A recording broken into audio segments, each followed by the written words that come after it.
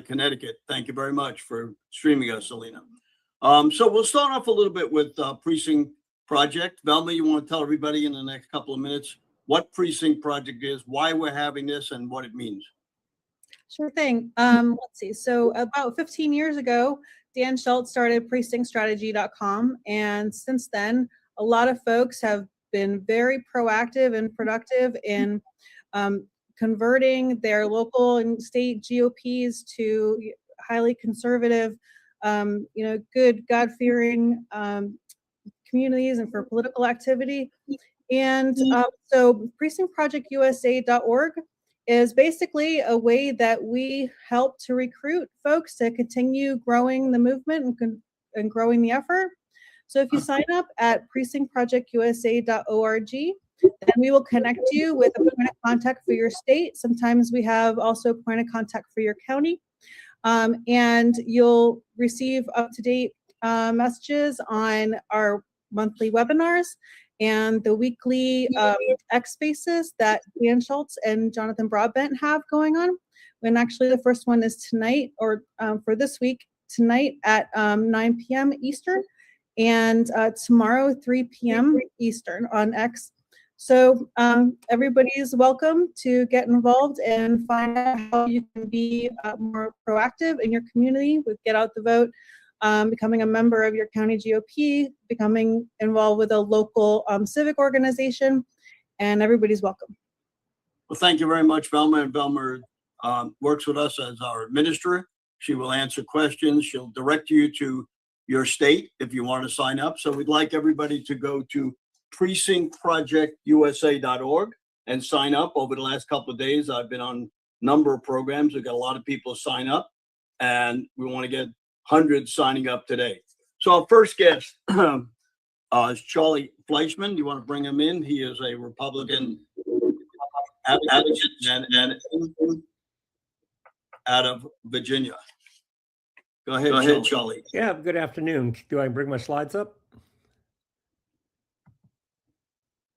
Hi, I'd like to introduce myself, Charlie Fleishman. I'm co-founder with my partner, Danny Slayman, in both Advocates Hub, which is a software development focused on building Republican units and communities and precincts up, and Advocates in Action, which is a 501c4 that helps funds our efforts to grow the grassroots. Our motto is to build the elephant one neighbor at a time. To grow the grassroots. Well, I'm going to go quickly through a couple of the parts of our other software products. Not really going to talk about it quick, but one is Rise Up Now that allows us to get issues out. Churchvote.now that allows us to get the churches involved in the grassroots environment. And then Republicans Advocates, which gives unit support to Republican units and gives them a full CRM system. But today we're going to with the church vote, again, is we're leaving a lot of votes where people just don't want to be engaged, and we have to get them involved in church vote. And Rise Up Now is both national, local, and state issues where we set it up where they can come in, read about an issue, and actually go down to the underlying bill so they can be an informed public to help build the grassroots support for things that are either pro that we want or negative that are coming from the other side. Why I bring those up is because they all feed into Precincts Pro. Precincts Pro is where we build our neighborhood ambassador program to actually grow the grassroots down at the precinct level. And as you can see, those other software tools feed Precincts Pro. So if somebody else hits one of those other sites, it allows us to get their information, invite them to become a neighborhood ambassador and grow the grassroots. So I'm speaking to the choir here, but organizational challenges. Many precincts don't have precinct captains. Here in Virginia Beach, we have 108 precincts. So far, I've only got 12 precinct captains, but I'm working very hard on that. But on the neighborhood ambassador, I've got 48 ambassadors and 325 neighbors that are participating. So we're growing it underneath the party. Reliance on old tools, spreadsheets, paper, whatever, that doesn't work. Doesn't help us. Door knockers, everybody's gone to paying door knockers. The candidate doesn't know the person that they're paying actually shows up. Do they really represent the candidate? But then they're a one-stop and then they're gone. Our Precincts Pro program is a 365 year day program to meet your neighbors, make a connection, and keep them informed. A lot of the other programs, no voter list access. We bring voters data in from I-360, from L2, and from GOP data center or from local units. We push it all together. So when we go down to an address, we're just talking about the people that live at that address across all those data sources. We are also able to update that data. So we have curated data at the end. We know when somebody's moved, it's been updated, somebody's been deceased. So it'll help in the election integrity of cleaning the voter rolls. Precinct operations are seasonal. When you say precinct captain, everybody thinks, oh, I got to man the polls. We don't look at it that way. We look at it as a year-round process to get voters engaged, to get them involved, get them to learn some civics, and help build a better country. So we don't fall off the cliff here, which is coming very close. And then the other thing is we've tried to limit the typical internal divisions within the Republican Party. We've made the system so if the chairman changes or if there's a riff and somebody else takes over, all of our products immediately transfer over to the new one. So the organization keeps going no matter what the leadership fights are going above it. And then lack of standardization, training, and support. So we provide training with our system, and we've also incorporated AI into the system. So it allows the end user to actually talk with our AI called George and steps them through the program, answers their questions, can actually help them write some of their content. And then the other thing our Precincts Pro does is we offer it to organizations, churches, PACs, and candidates. And we allow them to, if they both agree, to share data across that. So if you have two candidates running in the same district, they can both share the same neighborhood ambassadors and precinct captains. So key features, custom target, federal, state, and local. We built this on a national site. All the precinct-based calculations are for political positions. We can assign multiple precinct captains to a site, to a location. And then we've included a walk list and canvasser and survey capability, although we're not trying to be in direct competition with the other paid programs that are out there. But we want to have that capability for our precincts. Precinct captain, view the voters. These are the functions they can do. They can manage their neighborhood ambassadors. They can form leadership teams, create walk lists, recruit volunteers, identify sign locations for placement, connect with businesses in the area. They have a full ability to email everybody in their precinct, to text and email their precinct captains and their neighborhood ambassadors. Precinct captain also can provide the limitation to what you'll see on that. Those are all voters and they're all color coded, with blue obviously being Democrat, red being Republic, and we include veteran symbols as well. You'll see that in a minute. This is what a typical demo site dashboard. You have site resources, you have precinct management at the precinct captain level, you have neighborhood ambassadors, and then the canvassing. The neighborhood ambassadors only get to see limited parts of these functions, but it's a full management site. We can bring up, if we have the data for a state or a location, we can bring a site up and start them and get them going within 10 minutes. The precinct captain toolkit can create walk lists for their canvassers to go out, as well as surveys. One of the problems we had to do is how do we keep out unwanted guests? How do we keep out people, Democrats that are trying to get in and influence?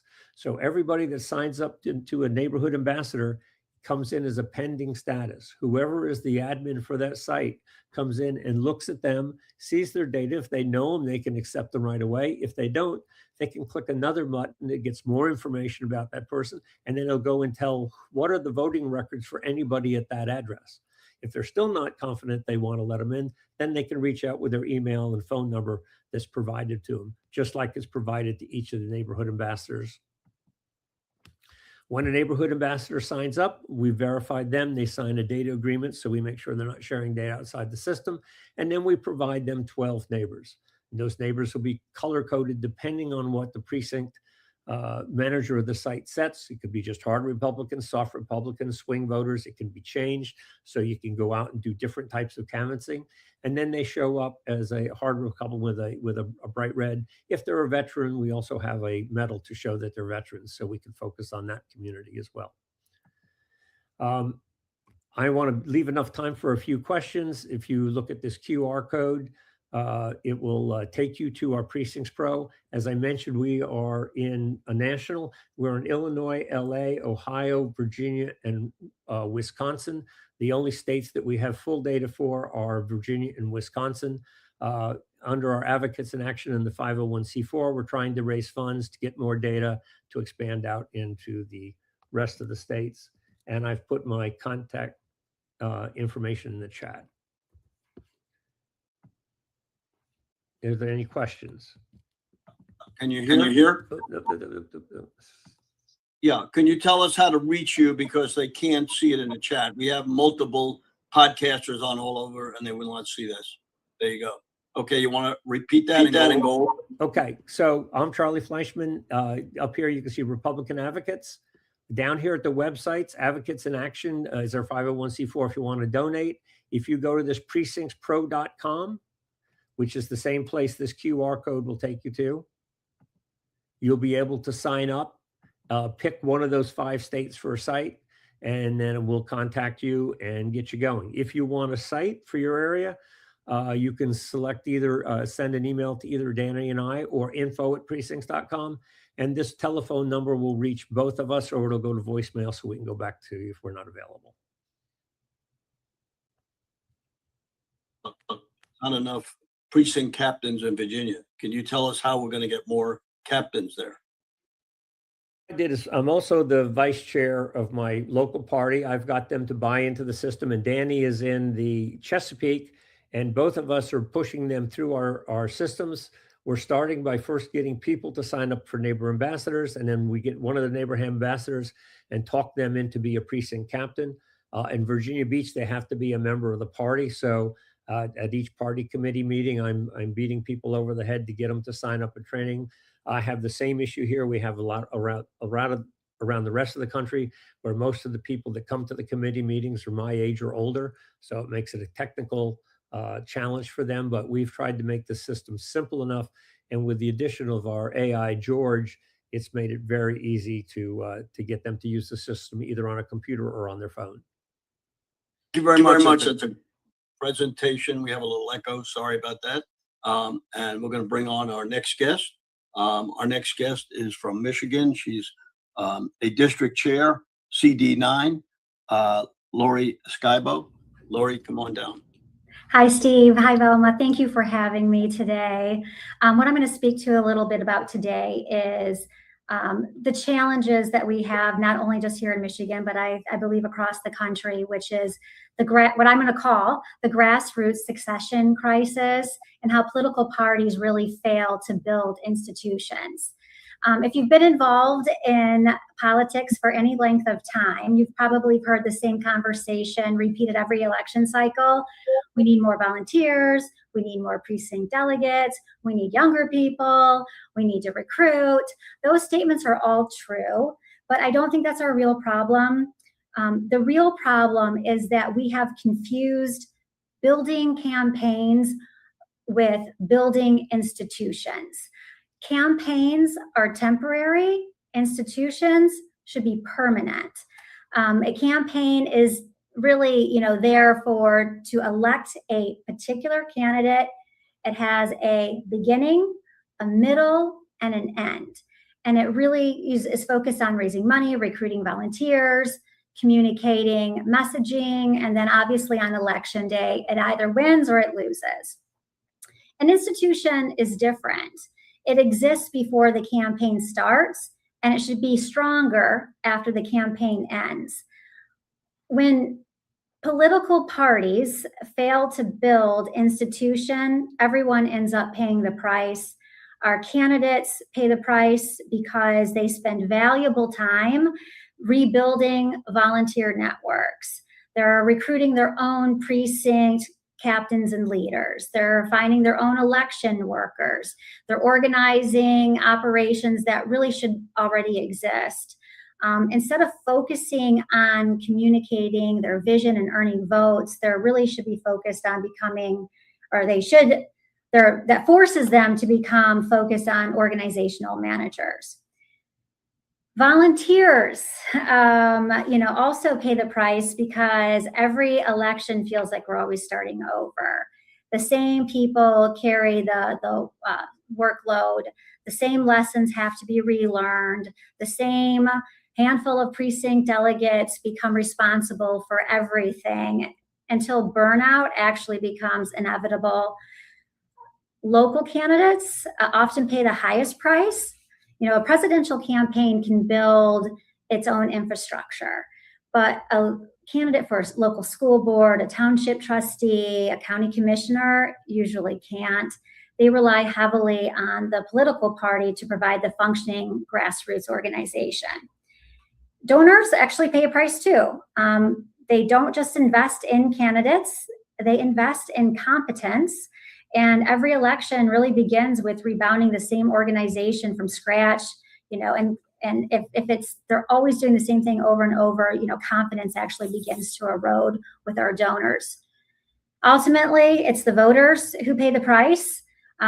Fewer trained volunteers and precinct delegates mean fewer conversations at the door, fewer neighbor relationships are being built, fewer election workers, fewer opportunities to get out there and persuade, educate, and turn out our voters. So building institutions isn't separate from winning elections. It's one of the most effective ways that we, of making elections possible. But too often our political parties function more like a disconnected campaigns instead of an enduring institution. Every cycle, we scramble to recruit volunteers and precinct delegates, identify new leaders, and train new activists. We have invested tremendous energy in winning elections and far less energy in developing organizations. A healthy institution should never be asking, who will help us win this election? It should be asking, who will be leading this organization 5 years from now? One question, that one question kind of changes everything as you're recruiting your precinct delegates. It changes, how we recruit. It changes how you train. It changes how we delegate responsibility. All of those change. It also changes like everything that we would actually define successful terms. One of the greatest weaknesses that I see is in grassroots politics is our dependence becomes on individual personalities. And I think you can probably relate to this. Every organization has that one person, the one person who knows the bylaws better than anyone else, or knows the convention rules better than anyone else. It's the one person that has all of the volunteer contacts, and it's that one person that everyone calls when something goes wrong. And they are invaluable, but they are also a risk. If your organization cannot function without that one individual, you haven't built an institution, you've really built a dependency. Institutions survive leadership changes because our knowledge should be shared and responsibilities are distributed when new leaders develop when new leaders actually become developed before they're actually needed. I believe the most overlooked responsibility of any grassroots organization is that leadership development. Leadership development is intentional. It's just isn't someone that you're seeking to volunteer. It should be something where you're actually inviting that person in to lead. That might mean asking someone to chair a committee instead of serving on one. It might be asking a newer precinct delegate to organize an event, facilitate a meeting, or take ownership of that project. The goal is to give people opportunities to lead while the stakes are still low, and that they're surrounded by experienced people who can coach, encourage, and then quietly step in if that person needs help. And I learned that lesson firsthand. When I was a brand new precinct delegate myself, my county chair asked me to lead my own precinct delegate sub-caucus. And at the time, I assumed that there had to be some practical reason. Maybe nobody else wanted to do it. Maybe he couldn't find anyone else willing to do it. But I certainly did not think that I was the most qualified person in the room. And to his credit, my county chair didn't just hand me the job and then wish me good luck. He actually spent a little bit of time with me. He prepared me. He gave me the materials that walked me through the process, answered my questions, and made sure that I understood exactly what I was going to need to do to lead that caucus. And as I'm leading the caucus and I'm talking to, my fellow mates and inside of that caucus, someone casually mentioned, well, I used to be the county chair. And then someone else mentioned, well, I was a staff member for so-and-so Congress member in Washington, D.C. And I remember looking around that room and thinking, why am I the one leading this caucus right now? Clearly, these people have decades more experience doing this than what I have. So it wasn't until years later that I realized what my county chair had actually done. He wasn't just filling a vacancy. He was actually focusing on developing a future leader. He intentionally gave one of the least experienced people in the room an opportunity to lead. Not because I knew the most, but because I had the opportunity to grow the most that day. And he created an environment where I wasn't set up to fail.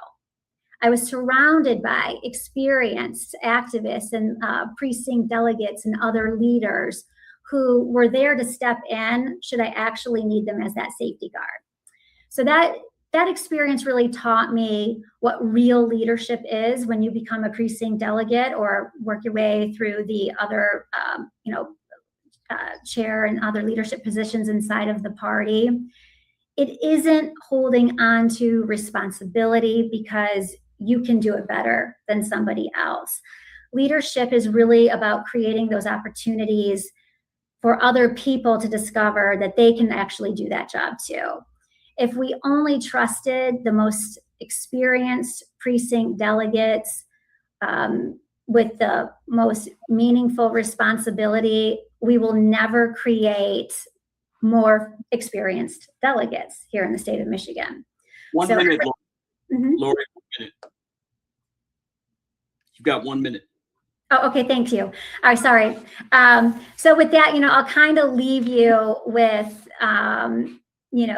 what the key takeaway is make sure that, you're not just building your campaigns, that you're really not just focused only on elections, that you're really looking for to leave a legacy to the next generation.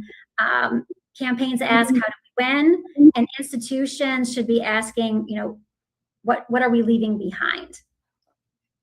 Thank you very much, Lori. And also, when you get out, we'll knock you out. Go to Stern American Rumble if you want to watch it live. You got it. Thank you. Thank you very much for all you do in Michigan. And we hope we get more captains and chairs in Michigan because I know we're a little short. Yeah, So absolutely. thank you very much. We're going to run our flag shirt video now for about a minute. All the expenses that are paid are by the flag shirt for this. So we always run this a couple of times during the thing. Thank you very much, Lori. We'll see you soon. Thank you. Flagshirt.com, a third generation. Steve Stern, CEO of Flagshirt.com, a third generation veteran-owned small business. I believe that the American way of life is for all of us. I'm asking you today to visit Flagshirt.com. Help keep the American dream alive. Be a flag waver. Carry a nation's heritage. Use coupon code ACTION10 for 10% off site-wide and buy a flag shirt today. Action, action, action. Okay, our next guest is going to be Matt Hawkins from Washington. Go ahead, Matt, you're on. Excellent. Thank you, Steve and Velma. Trying to figure out how to turn on the screens. There you go. You got it. Okay, so how do I We're seeing it. I'm just trying to figure out how to advance it, but that's okay. So the what we have in front of you right now is Washington State. In Washington State, I have another slide here that I'd like to show you, but for some reason it's not. I can't get it going. We had major fires this last weekend, and in this the confluence of these fires, the one thing that was left standing at the end of the day was the American flag. The entire neighborhood was ravaged and taken out, but I think this picture gives me hope that what we are up against with these major battles on our civic landscape is that we can have hope that at the end of the day, this is all about our American values and trying to restore something for the benefit of our future generations. When we take a look at that, I love the Precinct Strategy Project, and I recognize that in Washington State, we've been trying to activate the precinct strategy across the state. At the end of the day, we realize that our urban centers continue to control everything that's going on within our state from the standpoint of all policy. But this is where the Precinct Strategy Project, I think, can come alive in a very major way. Because as I listen to Dan Schultz, he talks about how maybe only half or a third of the precincts are actually filled up across the nation. And yet, if you take a look at those precincts, I think you'd find that we actually have control over our rural counties. The project that I'm working on is Counties First. And Counties First is trying to utilize the access point of our precincts, especially in our rural counties, to restore the voice of counties back into the state government. Because as we found out in 1964, all the counties were relegated to a gerrymandered process and our state senates were lost to the urban centers. If we can take the precinct strategy project we have within our rural counties, for example, in Washington State, 80% of our counties really are of a conservative mindset. If we can take those 80% of the counties and activate them into restoring the voice of our counties back into our state senate, I'm confident that we can turn our states around. This would allow us to reverse the course of history on how our history has been kind of taken from us through a Supreme Court ruling in 1964. If you think your voice matters, you've got to believe that the rural counties should have that opportunity to stand up. Counties were one of the original voices that we had within our governing processes as the colonies came out of the earlier history before we became a nation. And when you consider that, and you consider how our Constitution was written, we were written to be a Republican form of government, which is a representative form. All of our states have been gerrymandered to the process that our urban centers have control. Counties First, along with the Precinct Strategy Project, can change that course of history and can give us back to the kind of representation that we once had. So if you want to learn more about it, I would recommend that you go to countiesfirst.org and learn how this application can benefit your state. We're talking right now with people across the nation. So this is not just a Washington issue, but this is an issue that can really be applied into most other states. That in a nutshell, Steve, is about where I'm at with this. If anybody has any questions, I'd be happy to take them. Otherwise, we can move on to the next speaker. And if I can put on that. Yeah, how do people get involved in Washington? I know that's a blue state and you want to get people involved. How do we do that? You get involved by, first of all, going to the website, countiesfirst.org. and become familiar with this topic of what we have, because we have a book that's written on it. The book talks about the history, it talks about the problem, but it talks about the solution. I'm not here to present just a problem and badmouth everything. I'm here to say we have the benefit of a solution. And that solution is is to be activated really by the. I guess we lost them. Okay, so Velma, I know we're short somebody in New Mexico. Tell us how to get in touch with you if somebody's listening to New Mexico and wants to get involved. Oh, for sure. So my email address is Velma, VELMA, at Rule of Law Committee, RULEOFLAW committee.org. Or you can just go to precinctprojectusa.org and register, and I'm the one who receives all the communications. So I think what's happening is that we have a lot of folks who are doing incredible work at their municipal and county and state level, but they're also very, very quiet, or they've done a lot of work for many years, and all of a sudden are kind of taking a step back and shifting to do something different. So what we're trying to do with Precinct Project USA is provide an open network of the camaraderie, just like as Lori was explaining, that everyone has an opportunity to lead, everyone has an opportunity to really grow their relationships and their participation right beginning in their neighborhood, and grow your leadership capacity from there. There's a lot of folks over time who have started as a precinct captain or equivalent in your local area, and then have become a member of leadership at the county level or the state level, and then even the national level, or run for office at municipal, county, and state. So I also want to reflect on Lori's participation, that she's absolutely right, that it's so important to have that network, to have that organization, to have those relationships. Because at the end of the day, we can really only be successful in advocating for our local communities if we have those connections. And that really is the responsibility of a precinct committee person. So, with regard to, Matt's leadership, I also want to commend Matt Hawkins in the state of Washington from his presentation, that he had actually provided some really great insight, because every county, or a lot of counties, every state rather, and sometimes down to the county, but mostly every state, forgive me, has different procedures in terms of how to run for a precinct committee person, how to become a captain or representative in your ward or district or precinct, depending on how your county or state defines it. And so at precinctprojectusa.org, if you go to your state, you can see like snippets of what that procedure is, and then the point of contact in your state has more information as to what the specific protocols are.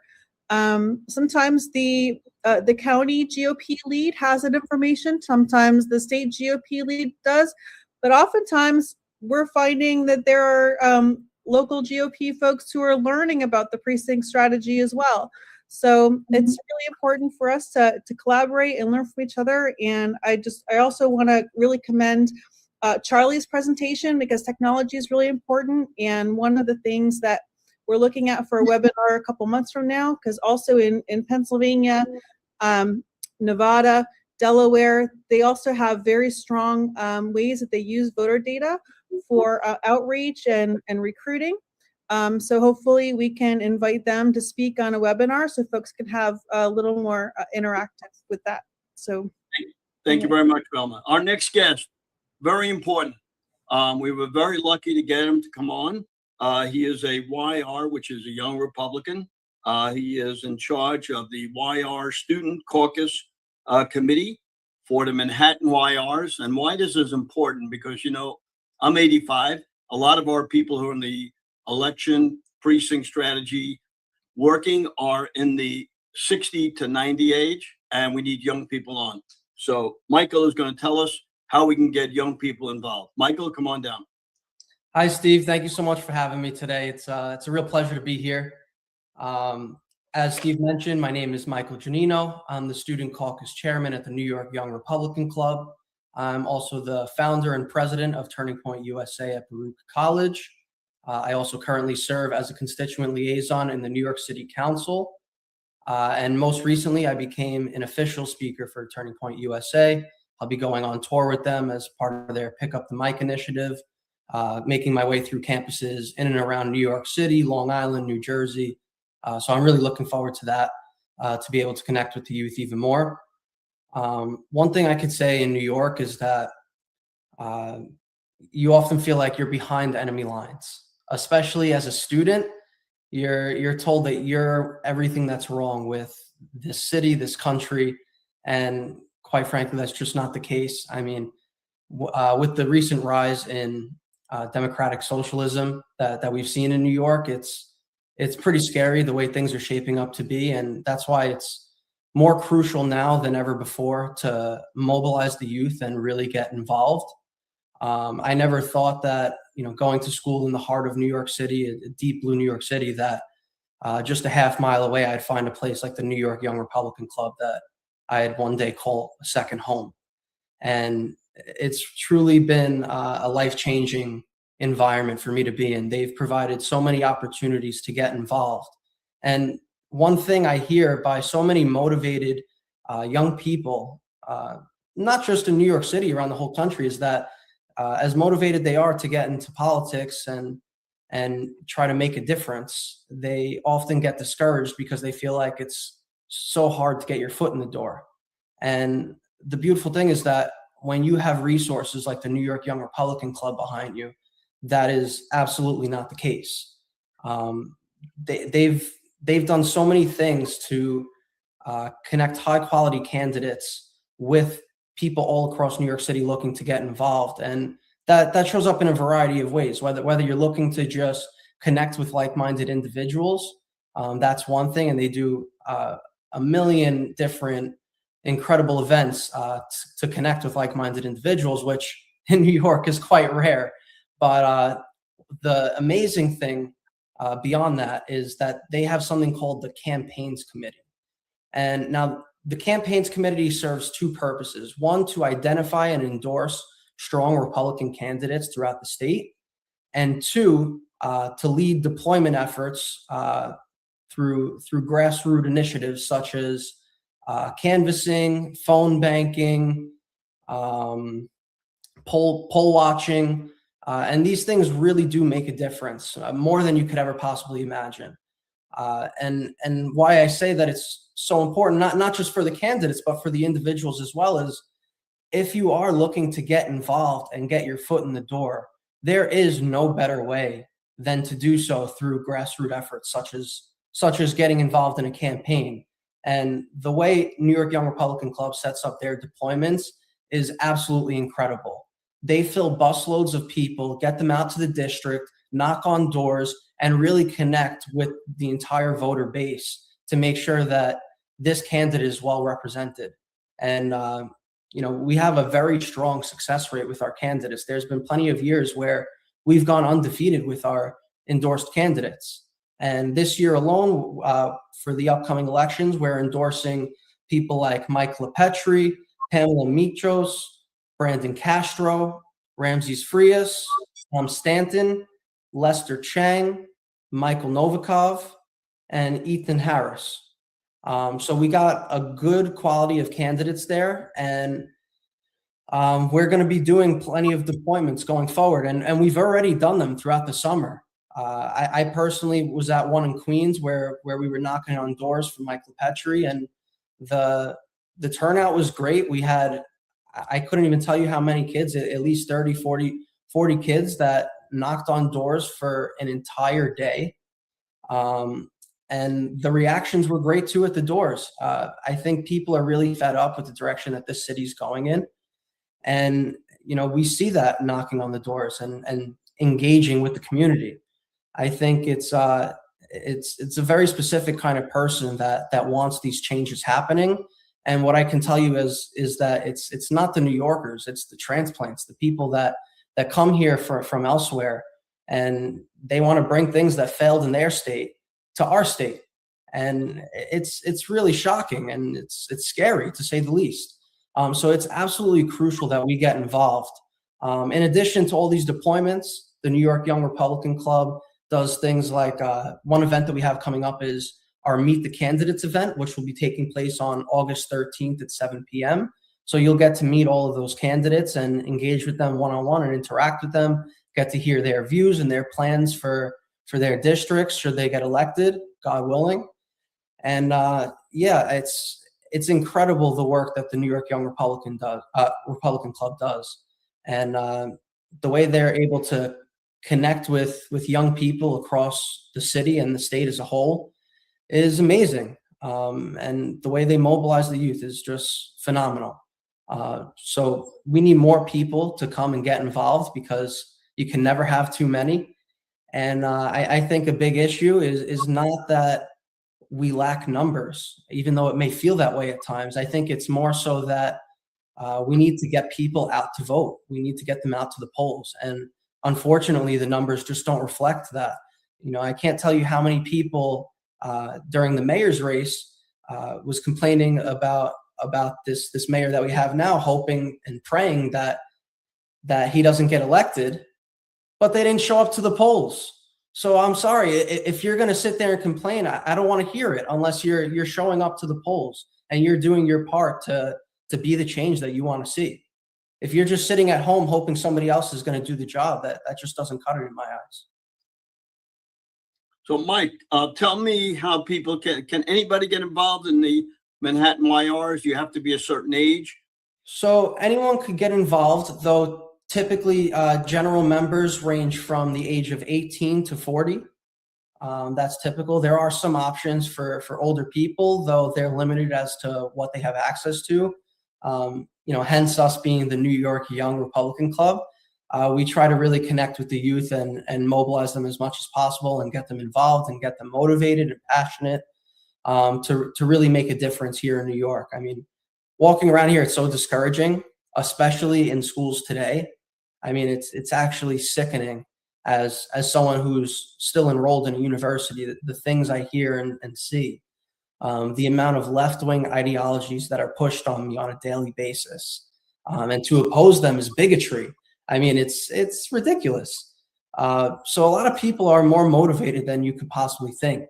I think we've gotten to a point where there's somewhat of a silent majority, if you would. It might be a stretch to say majority, but you know, we're definitely silent, and that's the part that has to change. Because as one person comes out, so do 10 more, and 10 more behind him, and that stuff snowballs. And I saw it when I started my Turning Point chapter. It's really an incredible thing. And one more thing I just want to mention is that, you know, for people who think it's so hard to get involved, it's really not. And I'm a living testament of that. I mean, I remember going to my very first Turning Point event just over a year ago, last July, and meeting with Steve Bannon. And Steve, I saw you were on War Room yesterday, which is incredible.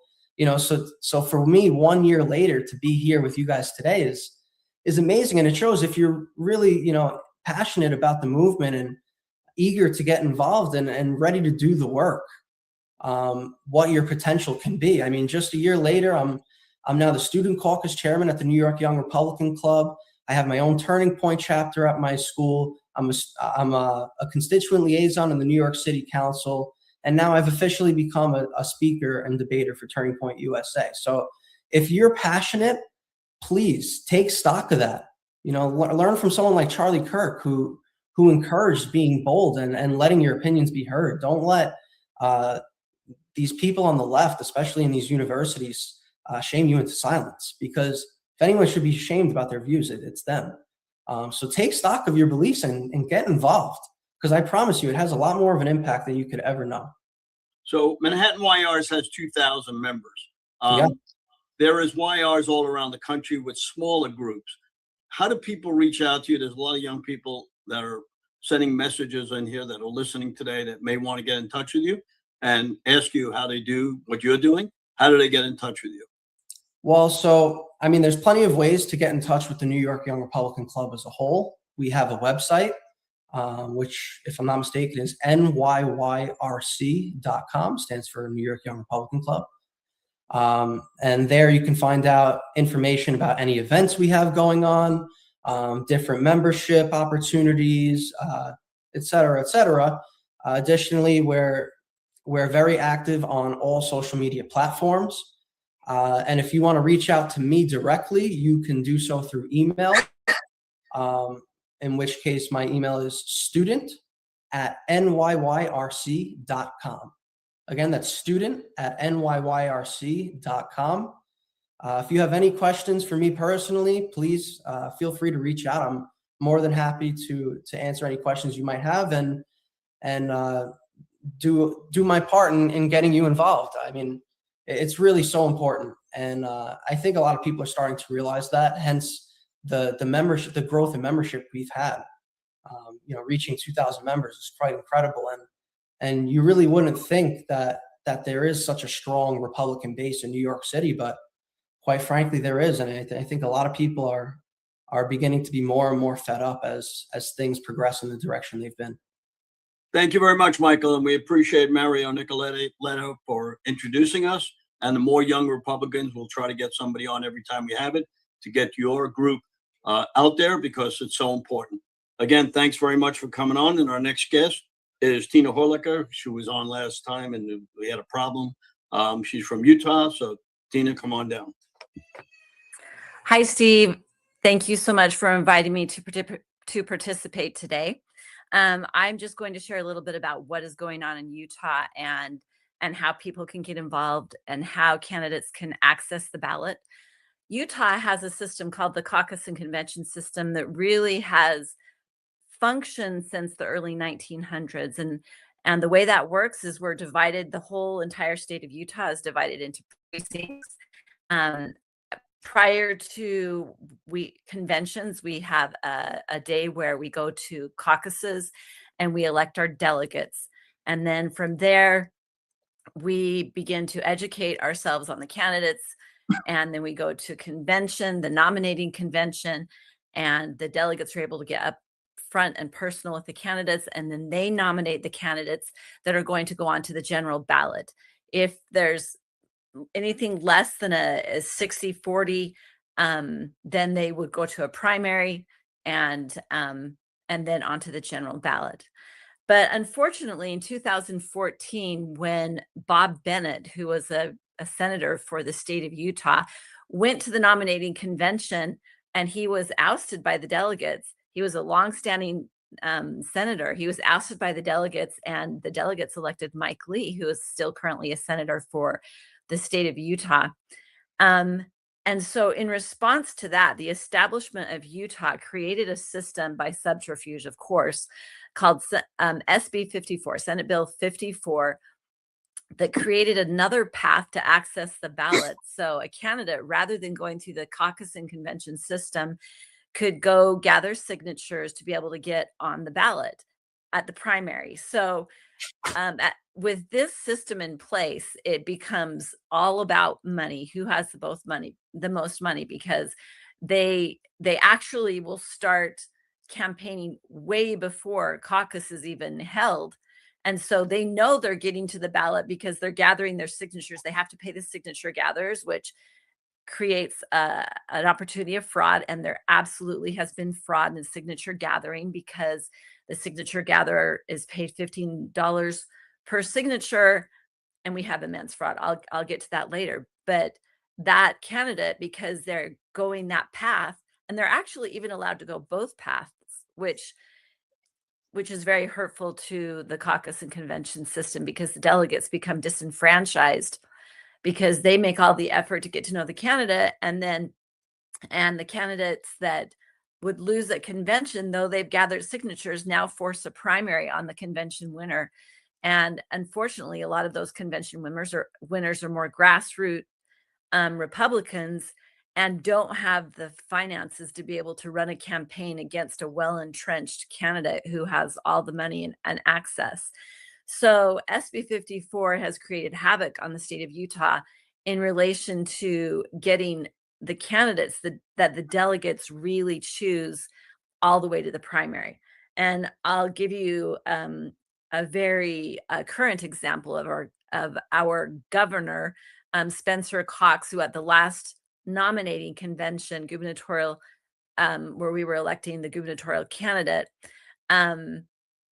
he came out on the stage and the delegates booed him. They do not like him. They do not like his politics. They don't like the things that he's been involved with. And so they booed him. So on the stage, Spencer Cox, who had already served one term as governor, just laid into the delegates and told them it didn't really matter what they thought, that he would get elected anyway, that the caucus and convention system was not kind.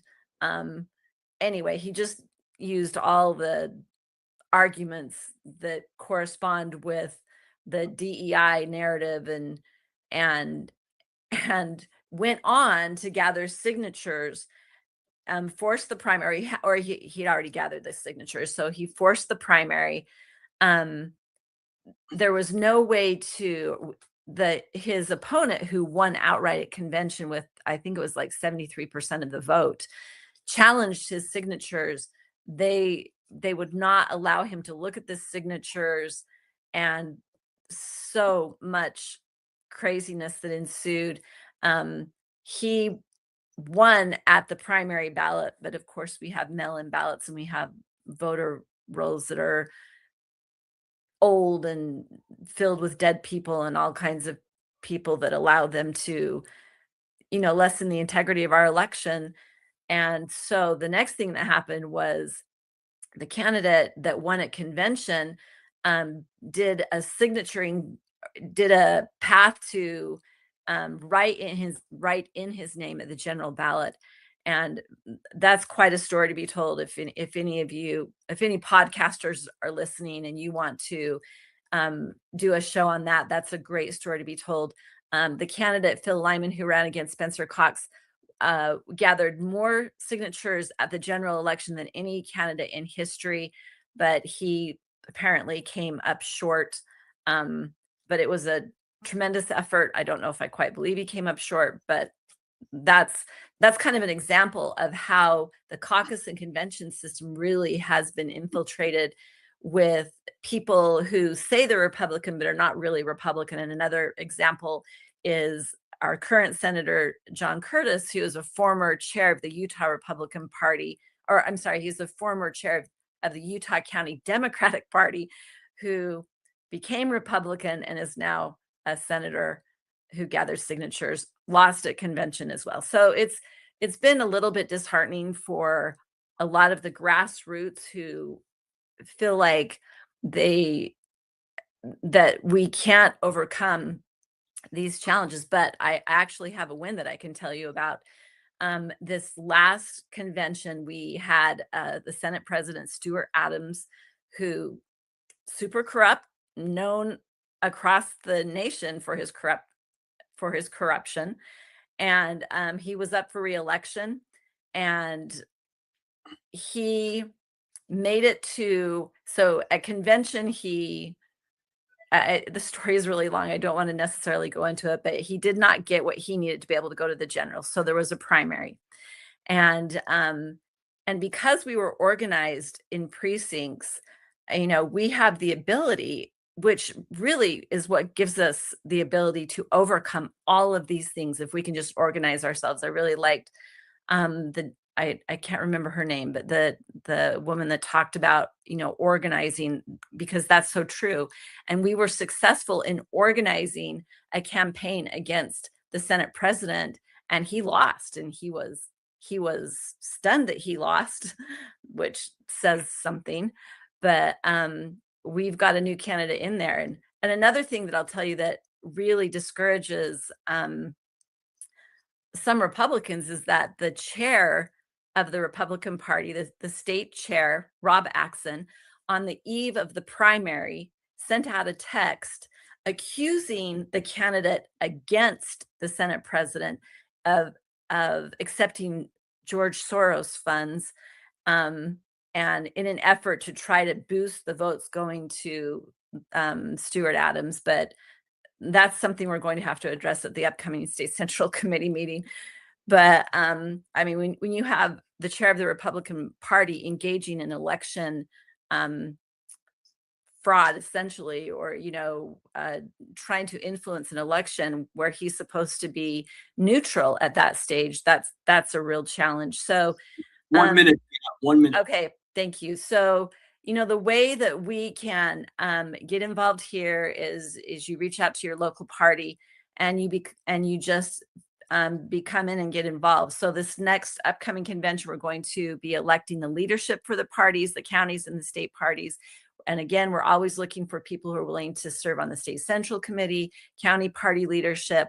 But I want to also just say, the good people will run for office, and a lot of times they get in there and they get swept up in the establishment way of thinking. And so it's really, really important that people who want to get involved understand the principles of freedom. And when you understand the proper role of government, the things that government should be involved with, things that government should not be involved with, it puts you on more solid footing to really follow the platform of the party, because people get discouraged because the Republican Party, at least in the state of Utah, is not choosing policy that follows our platform. So it's really important that everybody understand the principles of freedom. And I want to actually name a book. The 5,000 Year Leap by Cleon Skousen is an excellent book to be able to memorize and learn those principles, to be able to apply them to how government really should function. And lastly, I just want to say, we cannot give up. I do not believe that we can give up. We have to continue to fight, because when good men and women do nothing, then evil prevails. And I also just want to do a shout out to Michael. Super amazed by him and his tenacity and efforts. I hope he can be multiplied by millions. Thank you very much, Tina. Our next guest is Chan Stowell from Minnesota. Come on down. Well, hello. Yeah, thanks. Good to be on again. I really just want to give you a status report of the chaos that's present in Minnesota, and to let you know that God is totally in control here. I've been a vice chairman of our local party, actually been involved in politics for more years than I care to admit. And I've never seen more people of faith actively involved in the Republican Party than is going on right now. As many of you are, we're involved in the election season right now. We went through a convention of the Republican Party where the, at best, dysfunctional leadership of the party essentially self-destructed. A very revealing time. It revealed the layers of the establishment that were trying to control what we in the Precinct Project want to be a bottom-up grassroots party. And it became very, very obvious that they would be replaced either shortly or at least by the next state central meeting later on.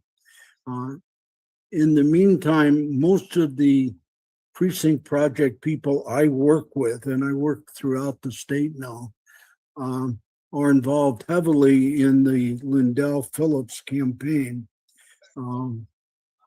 What the devil means for evil, God uses for good. And out of that convention, where Lindell did not get the nomination, he did get the team with Phil Parrish, who's a remarkable addition and person in his own right, military intelligence officer, a farmer, a real man of God as is Mike. And all of our efforts right now are devoted to the upcoming August 11th primary election to really provide a landslide win for Mike and Phil, and then to reunify the Republican Party for a landslide win in the general election.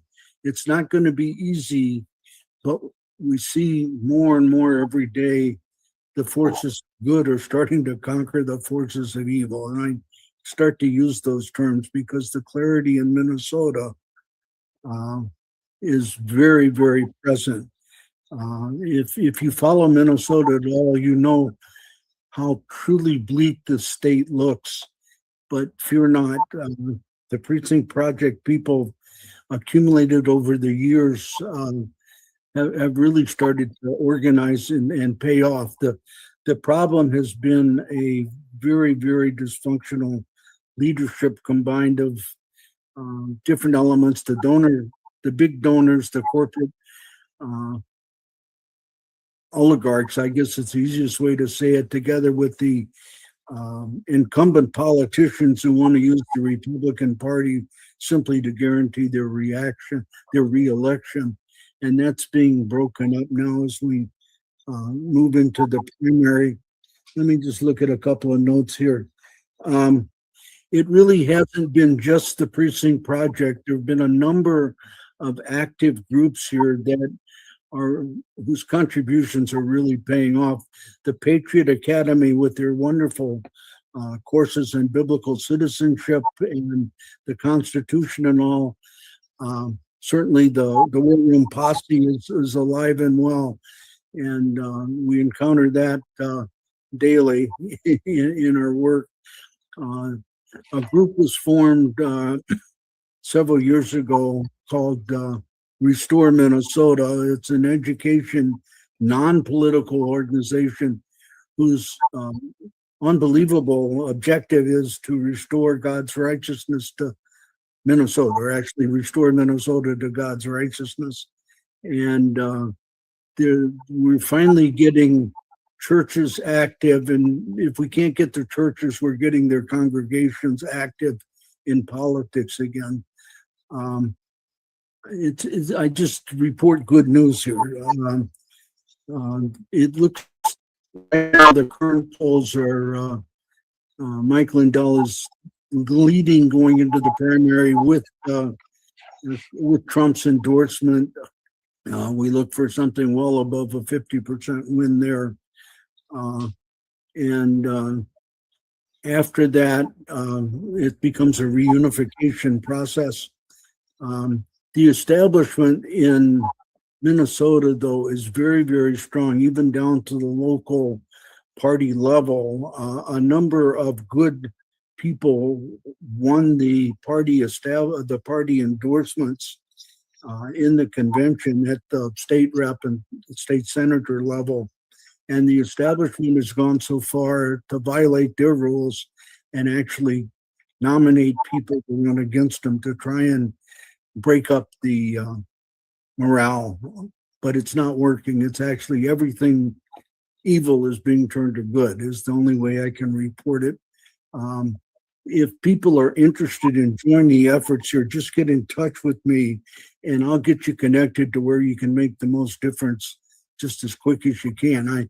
I failed miserably in getting Steve a list of the local party chairs, but that's probably just as good because some of them are not to be trusted anymore in terms of being truly MAGA.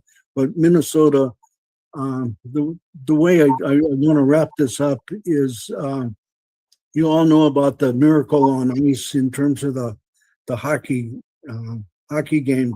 We're producing another one of those right now. It's in process.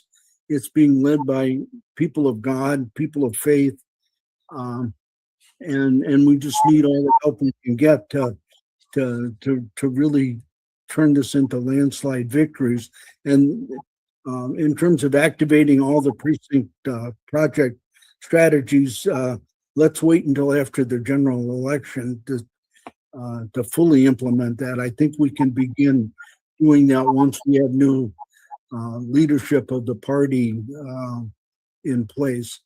But again, God uses it for good. The leadership of the party has been so obviously corrupt. It has actually turned people away from really wanting to participate at the local level with the parties. And we're in the process of changing all of that right now. That's pretty much what I wanted to say. Any questions or comments? Yep, thanks a lot. We're running a little bit late, so we appreciate you doing that. Velma, you want to wrap this up? We got about a minute left before we get our next guest on. So wrap up the Precinct Project, Precinct Strategy. Remember, everybody, get Dan Schultz's book. Go to www.precinctstrategies.com. Dan Schultz is the founder of Precinct Strategy, helps us with the Precinct Project. Velma, we got about a minute. If you want to finish up, and we'll get our good friend Peter Ticktin and Dr. Jerome Corsi on. Go ahead. Absolutely. No, thank you so much, Steve. I think the movement with Precinct Project USA has been really positive, and a lot of folks have been coming together to support each other. I think what we're seeing in the party, as Chan was saying, is that there are folks from the left who are leaving the Democrat Party because of the DSA and related takeovers, and they're moving into some of the Republican ranks. And then some of the folks, who are more MAGA America first, are either being pushed out or they've been having trouble to begin with. So all we're trying to do, I think, with Precinct Project USA is at least keep everybody together, because God does have a plan, and there is something for you, whether it's working with a campaign or getting out the vote, or running for a precinct committee person, or participating in a civic organization, or with your county or state GOP or a local Republican committee. Wherever you feel comfortable, that's really what's important. So the last thing I'll just say is that the couple webinars that we've had and that we have going forward, July was really great with Project Civica. They provided an overview on the precinct committee strategy, and there's a video of that as well. For September, we have Andy Parchard and Andy Meehan are going to be leading on bylaws and parliamentarians with a professional parliamentarian. And we have more. So if anybody wants to also participate on a weekly basis, just a general chat with Dan Schultz, it's 9 p.m. on Tuesdays or Eastern, and 3 p.m. Eastern on Wednesdays on X. Thank you very much, Velma. You have done a phenomenal job, and it's really helping us. And you can watch the rest of the program on Stern American Rumble. Our next guest, Dr. Jerome Corsi, one of our special guests that comes on all the time, always brings us the latest information. He's fantastic. I love him. Thank you for coming on, Jerome. Great pleasure, Steve. Thank you. I think the latest information is that President Trump's going to make one more effort to get the SAVE Act passed. I think John Thune does not have the votes, and I don't think he's going to get the votes. And one more effort will be made to get the Congress to stay in session through August to address the filibuster issue and to pass the SAVE Act. Now, the President Trump, I think, is still solidly on the path of declaring a national emergency, national security emergency under his Article 2 powers. And the NEA, the act that was involved here to declare national emergency under INS versus Chadha, a case that decided that it will take 2/3 majority in both House and Senate to overturn a national security emergency in declaration of the president. This would have great powers to it. In fact, a lot of the states are still resisting scrubbing their databases of non-citizens. I think with the rise of the DSA within the ranks of the Democratic Party, there's an urgency to have an executive order of this nature, national security declaration, which they have these extraordinary powers to it. And President Trump, under Article 2, as Commander-in-Chief, has set the predicate by saying specifically that the Chinese and the Venezuelans have been documented as penetrating our computer systems. And there's been specific reference by President Trump and on the website, if you look at the documents, to getting into the voter registration databases, which is something we've been arguing on gods5stones.com, our 501c3, that Andrew Paquette's papers have found these algorithms are in the state Board of Election databases that present the opportunity to create millions of false records that yet get certifiable state voter IDs. That's the critical point. It's just not creating false records, but making sure they've got a legitimate state ID so they can be used in mail-in ballot schemes where the numbers of the false voter, non-existent, matches the number of the mail-in ballot that's printed out and run through the tabulating machines. The fraud is conducted within the computers. And President Trump has said that China has gotten a hold of something like 20 million voter records. That's an act of war. The use of the NEA to create a national security emergency declaration gives the president ample powers, including to use the military or National Guard if states refuse to comply. And he'll have the ability to say that we're going to do no non-citizens are going to vote, voter IDs, paper ballots and mail-in ballots, this universal mail-in ballot, restrict it to more of an absentee system, and do hand counting in public view, to ending on election day without this extended counting. President Trump puts that in the National Security Emergency Declaration. He'll have the power to utilize the National Guard, the Department of Justice, even federal troops if he had to make sure the states comply. The Democratic Socialists of America are planning to win by stealing elections. The Democrats resist the SAVE Act because they want to steal elections, and they're planning to do it in the midterm. And the Rhino Republicans don't want to stop it because they too benefit from a corrupt system. And we're seeing that now amply displayed. We're going to have election integrity in 2026, or the last 2 years of President Trump's his presidency will be taken over by the Democrats simultaneously impeaching both President Trump and Vice President Vance, removing them from office, probably imprisoning them on some pretext or other. And then Hakeem Jeffries becomes president of the United States. And he's the next in succession. That's an outcome we cannot afford to have happen. Finally, I've written a book that's called Democrats, and I submitted it to my publisher, Post Hill Press, on yesterday, and we'll have it out before the election. Thank you, Steve. Yeah, Jerome, tell us what else is going on the side. I know you've been up in Mar-a-Lago with a lot of the attorneys, speaking to them, finding out what's going on. You know, people listen to our program for the last 5 years. You've been on many times. Peter's been on many times. John Goodman's been here many times, and we still see the same thing going on, illegal aliens voting. Many of the people who listen are texting, when is this going to change?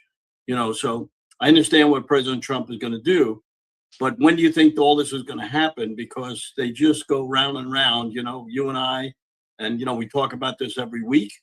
And I know you've been up there speaking to the lawyers and everything. And what do you think is going to happen? Well, Peter will also comment on this, I'm sure, but it's a timing issue. I think right now, President Trump's balancing dealing with Iran, and I think we'll be back to war with Iran pretty soon. But the Straits of Hormuz are opening and will have to be open to keep the price of oil down at election time. And I think that's a main concern.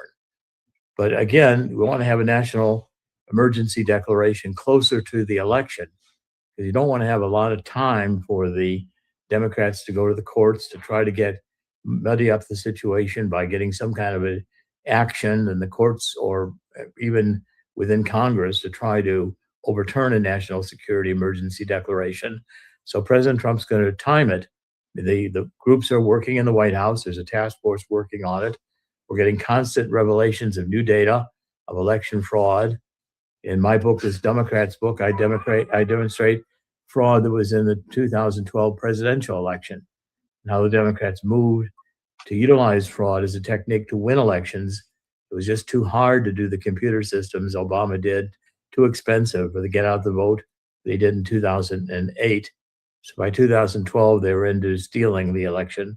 And right now, I think half the Democrats that are going to be running for election, especially the DSA, will lose if we have fair elections.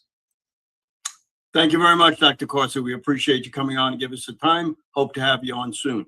Our next guest, that famous guy, he always has time for us. We love him. He's instrumental in getting Tina out of jail. We've had many programs. He was on our program. Maybe Peter will give us some update. I was in Europe for about 3 weeks. I haven't heard a lot what's going on. So Peter, come on down. Steve, it's a pleasure to be here. How are you doing? We're doing great. And, just getting over my wife got sick. She gave me a cold and woke me up at 4 o'clock this morning and said, I can't sleep. So I got very little sleep last night, but I'm here like you, we go through all these things and, it's great being here and everything is running on time. So Peter, give us some updates on what's going on with Tina and with President Trump. You were up at the White House. I'm hoping one day to get up to the Oval. So I'll tell you something. You know, I've been in a lot of beautiful offices over the course of my life and my career as an attorney. I've been with the president a good number of times, but yet being in the Oval Office, I promise you, when you get there, it's something different than anything you've experienced before. There's just something to it that you can't even define, that just makes that room, and just being in that place in front of a desk that, you know, president after president has sat at. It's just a wonderful thing. And I thank Tina for letting me tag along with her. That was really about Tina Peters. It wasn't about Peter Ticktin this time. And so, and I got to tell you, I am so thrilled that Tina's out of prison.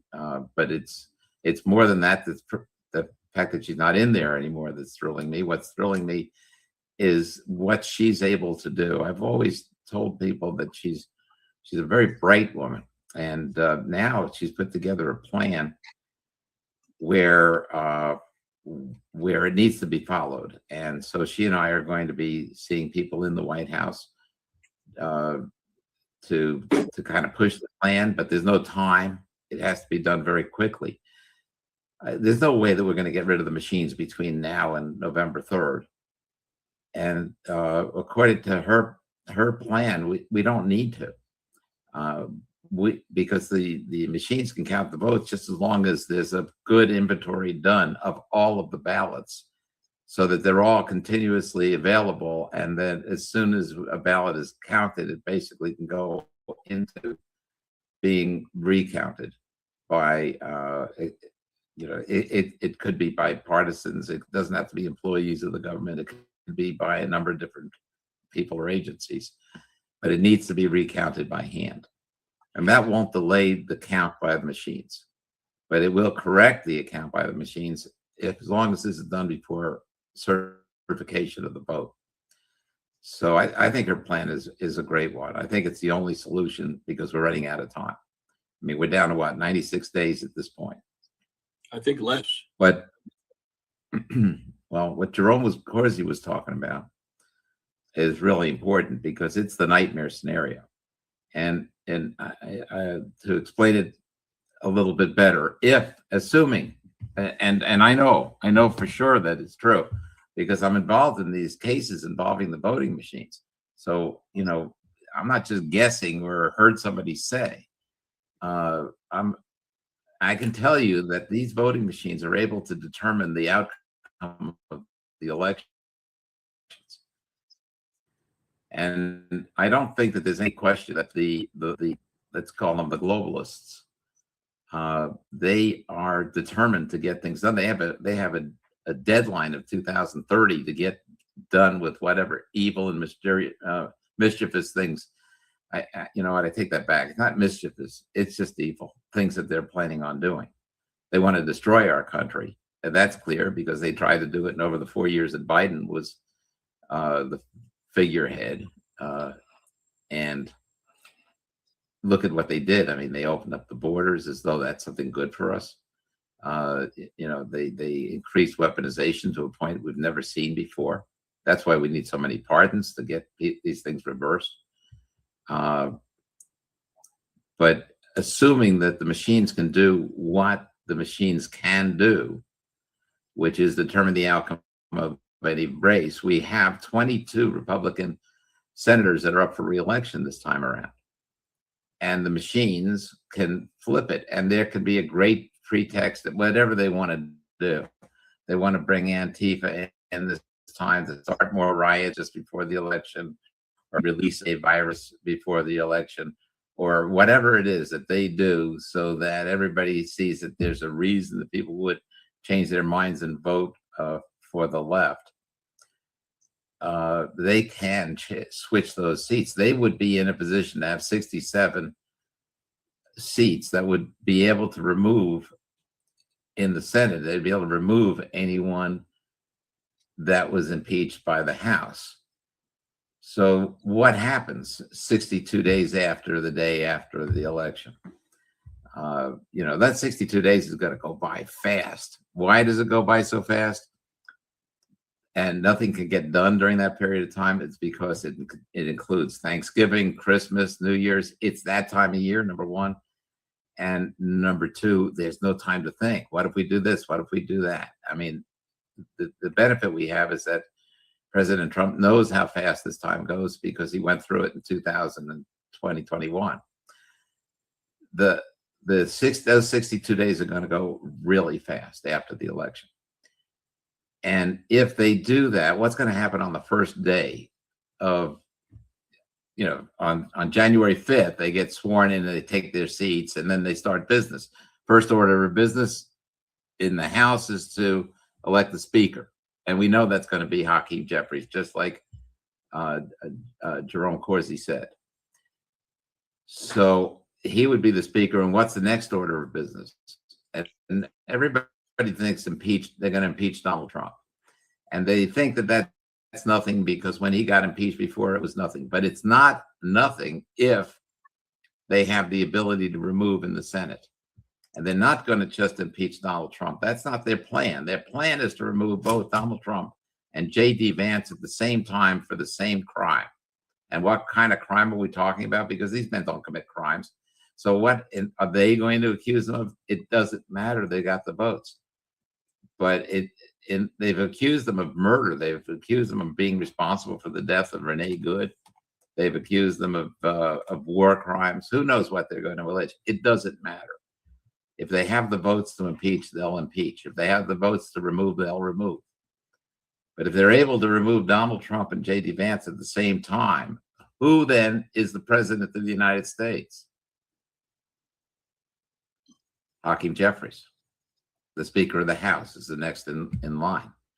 So we'll have lost not just the House and the Senate, but also the presidency if the machines are allowed to do what they can do. And if you're thinking maybe they don't have the guts to do that, well, they had the guts in 2020. And it was so obvious to anybody watching that the election had been stolen. That's why all those people went to Washington to protest on January 6th. So I think that, I think that, Tina Peters' plan is a great one. I think that if Tina Peters' plan is put into place, then we can possibly have a fair election. If we have a fair election, we will win. Because the silent majority is a vast majority. And the loud minority is a small minority. They're just very loud. And if it weren't for cheating, they would have nothing. So, this is where we stand. This is where we go. And hopefully we'll get that plan through and get it done. Well, thank you, Peter. Anything new when you went to the White House? What was the best thing that you saw there? The president looked wonderful. He was in good spirits, and you could just see he's as healthy looking as he has ever been, and sharp as a tack.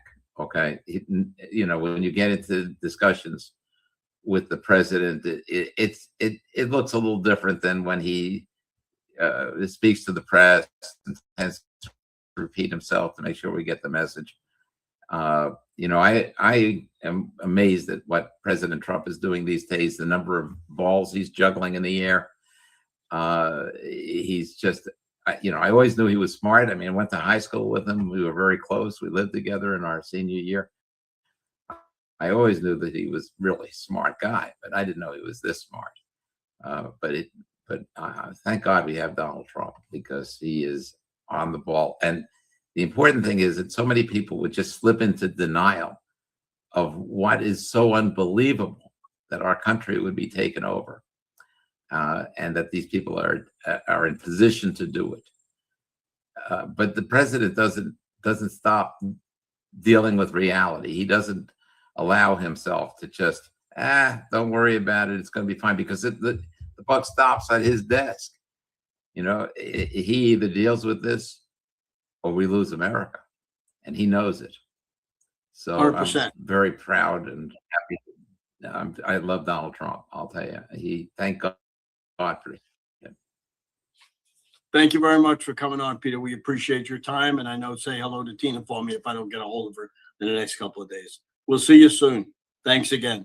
Our next guest coming up, Ken, will be Kim Coleman from Utah. Come on down, Kim. I'm here with A little you. louder. Can you hear me? Yeah, turn up your Okay. volume a little bit. All right. Okay. All right. Can you hear me now? We can. Awesome. Okay. Do you want to lead?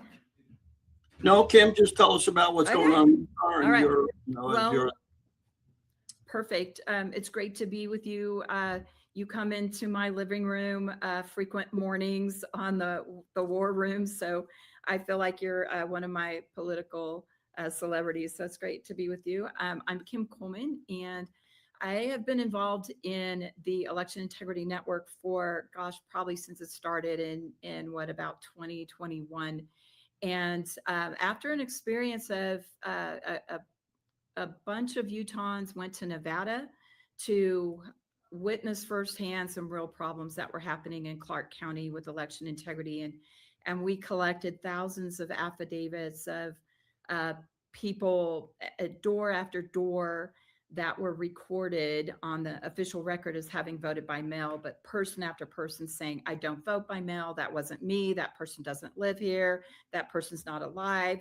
That person used to live here, but hasn't been back to the state for years. I know because it's my brother, whatever. We just heard story after story, collected affidavit after affidavit. And these questionable numbers of affidavits really were in margins of the presidential race that year. So that was a very eye-opening experience. That's when I kind of really dove into to paying attention what's going on with our elections. So I love the Election Integrity Network, of course, led by Cleta Mitchell. And we've finally, I guess, figured out how to make these state chapters and state affiliations. So we did that here in Utah about 4 months ago, and we're meeting regularly, and we're growing, and we're looking at our Utah laws that are very problematic. So some of us led an effort last year in the legislative session when we realized or had information that our voter rolls were not so public. And we ran that up the chain. Our friends at Judicial Watch stepped in and wrote some strongly worded letters to our legislature and our Secretary of State, who is our Lieutenant Governor, that these laws were very problematic. We had counties that had as much as 65% of the public voter roll was redacted. So if you were to want to scrub that list, if you were active in your precinct and you wanted to, be that ground level, closest to the people level of precinct work and looking at your voter roll for your precinct, you got big blacked out lines in the voter file, upwards of 65%. So that's very, very problematic. And even the Department of Justice has become aware of that and has also asked for voter rolls and has initiated actions. So Utah has a lot of problems. We check the boxes of a lot of the vulnerabilities that have been identified through the network, the things that we talk about frequently, Steve, that you talk about and your other guests talk about. We have universal vote by mail. Everybody gets mailed a ballot whether they want one or not. We're starting to shift that where people can opt out, but it's an opt out instead of an opt in.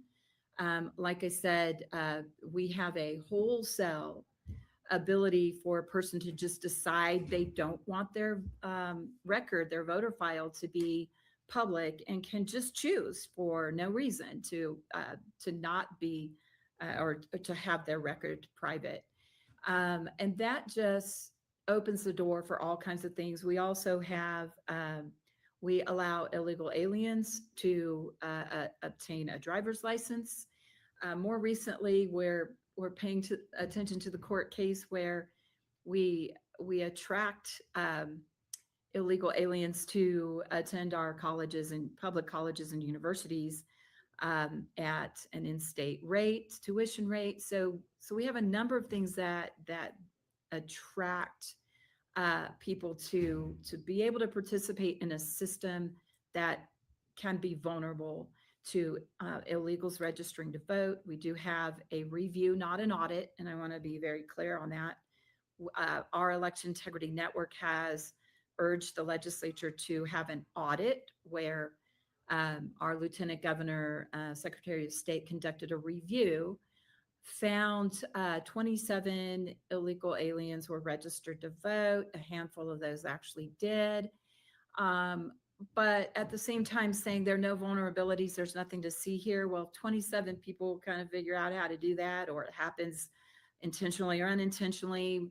We have a problem. So we have our issues in Utah, and we have definitely more than our fair share of election vulnerabilities, and a lot of resistance, more so in our Senate, state Senate, than our House, to lock some of these things down, to get control over, have different systems for dropping off ballots. And our Election Integrity Network, we would love to see a one-day election again and some paper balloting and counted at precinct level. So kind of all the model policies that we all talk about in the network, we're working to try to achieve that. So maybe I'll catch my breath, and I'd love to share with you also. I wear another hat serving on the RNC, and I would love to give an update on some of those things that are very positive.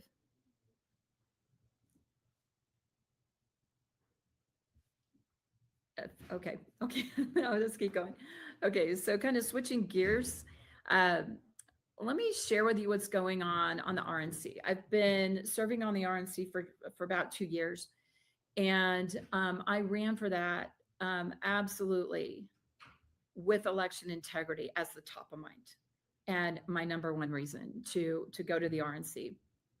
And they had not done much for us lately, so was not crazy about the Republican National Committee structure, leadership, but I came in as things were really starting to change a little bit under Chairman Whatley, and now with Chairman Joe Gruters and co-chair Casey Crosby, Laura Trump before her, and they had finally started waking up to, we have a problem.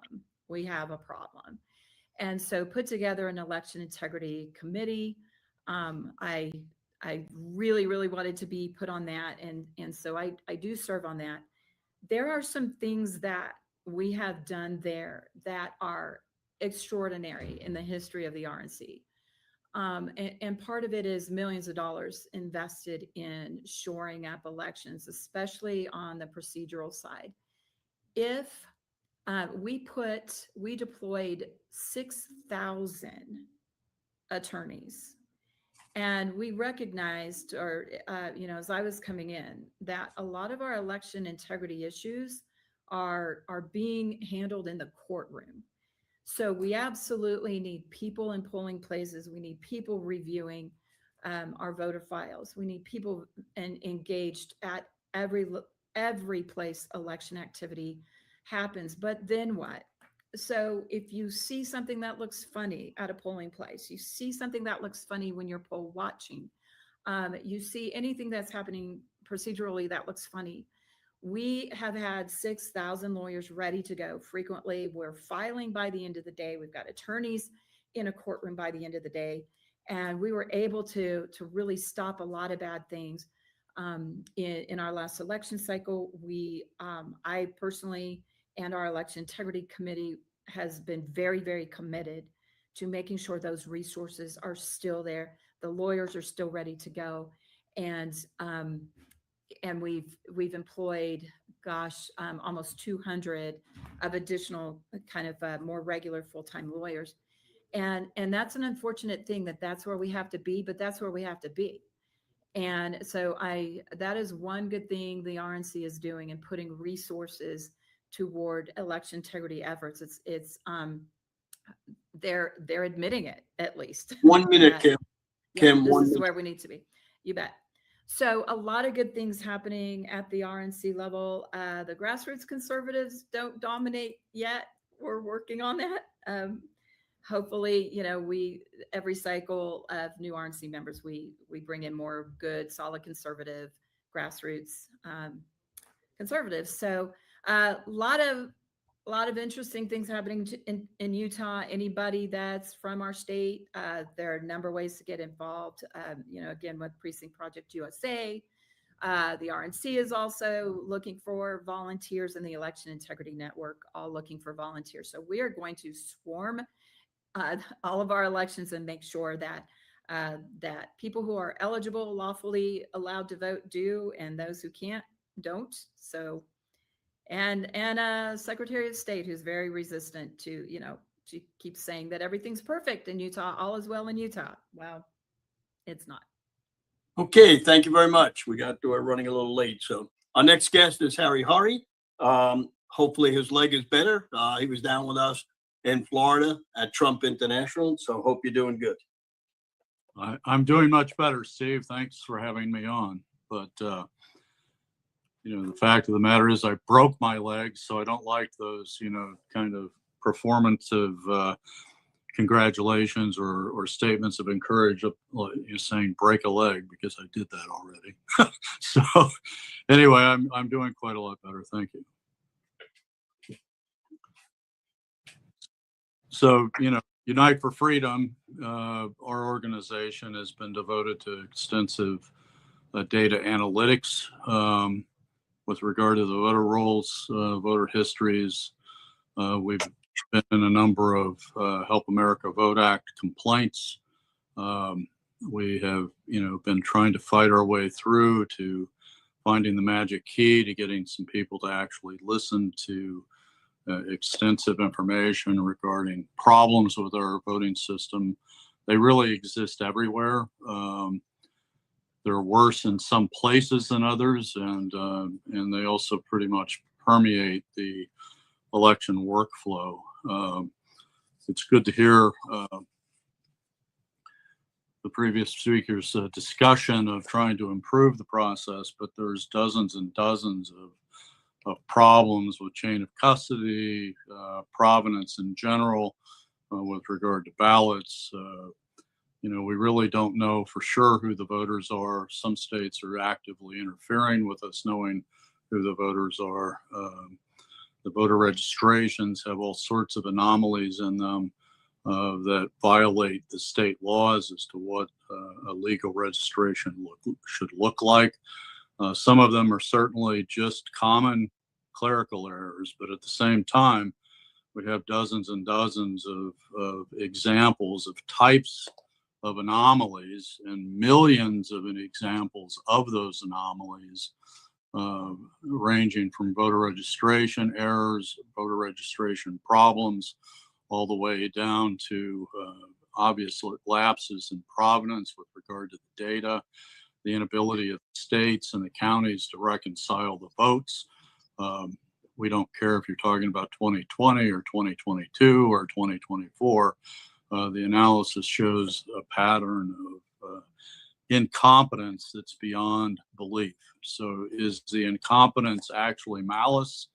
That's for, the courts to decide in the end. But the fact of the matter is it's, anybody as an actual practitioner of data science or cybersecurity or operational security concepts would decry this level of incompetence that we see everywhere as being proof that nobody seems to even care. We call it, MIA. It's either malice, ignorance, or apathy, but it doesn't really matter in the end. The system is so inaccurate that they don't really know who has won. And so this causes a lot of problems. I mean, these issues exist in red states as well as blue states. The active interference is much worse frankly, in the blue states, but everywhere we look, including our state of Missouri, which is a deep red state, we have bureaucrats that are refusing to make the data that's supposed to be transparent and public available to the citizens. We have people that have been ordered to provide data in Missouri and in Pennsylvania that simply refuse. They won't give us the data. We have people that have tried to FOIA the information in California and New York, and they do not provide the data. They refuse. We have examples of this in Illinois and in Texas. We get summary dismissals of legally obligated actions. A HAVA complaint is supposed to not just be something that they wave their hands magically in the air and say, go away, there's nothing to see here. That's not a finding. That's not a hearing.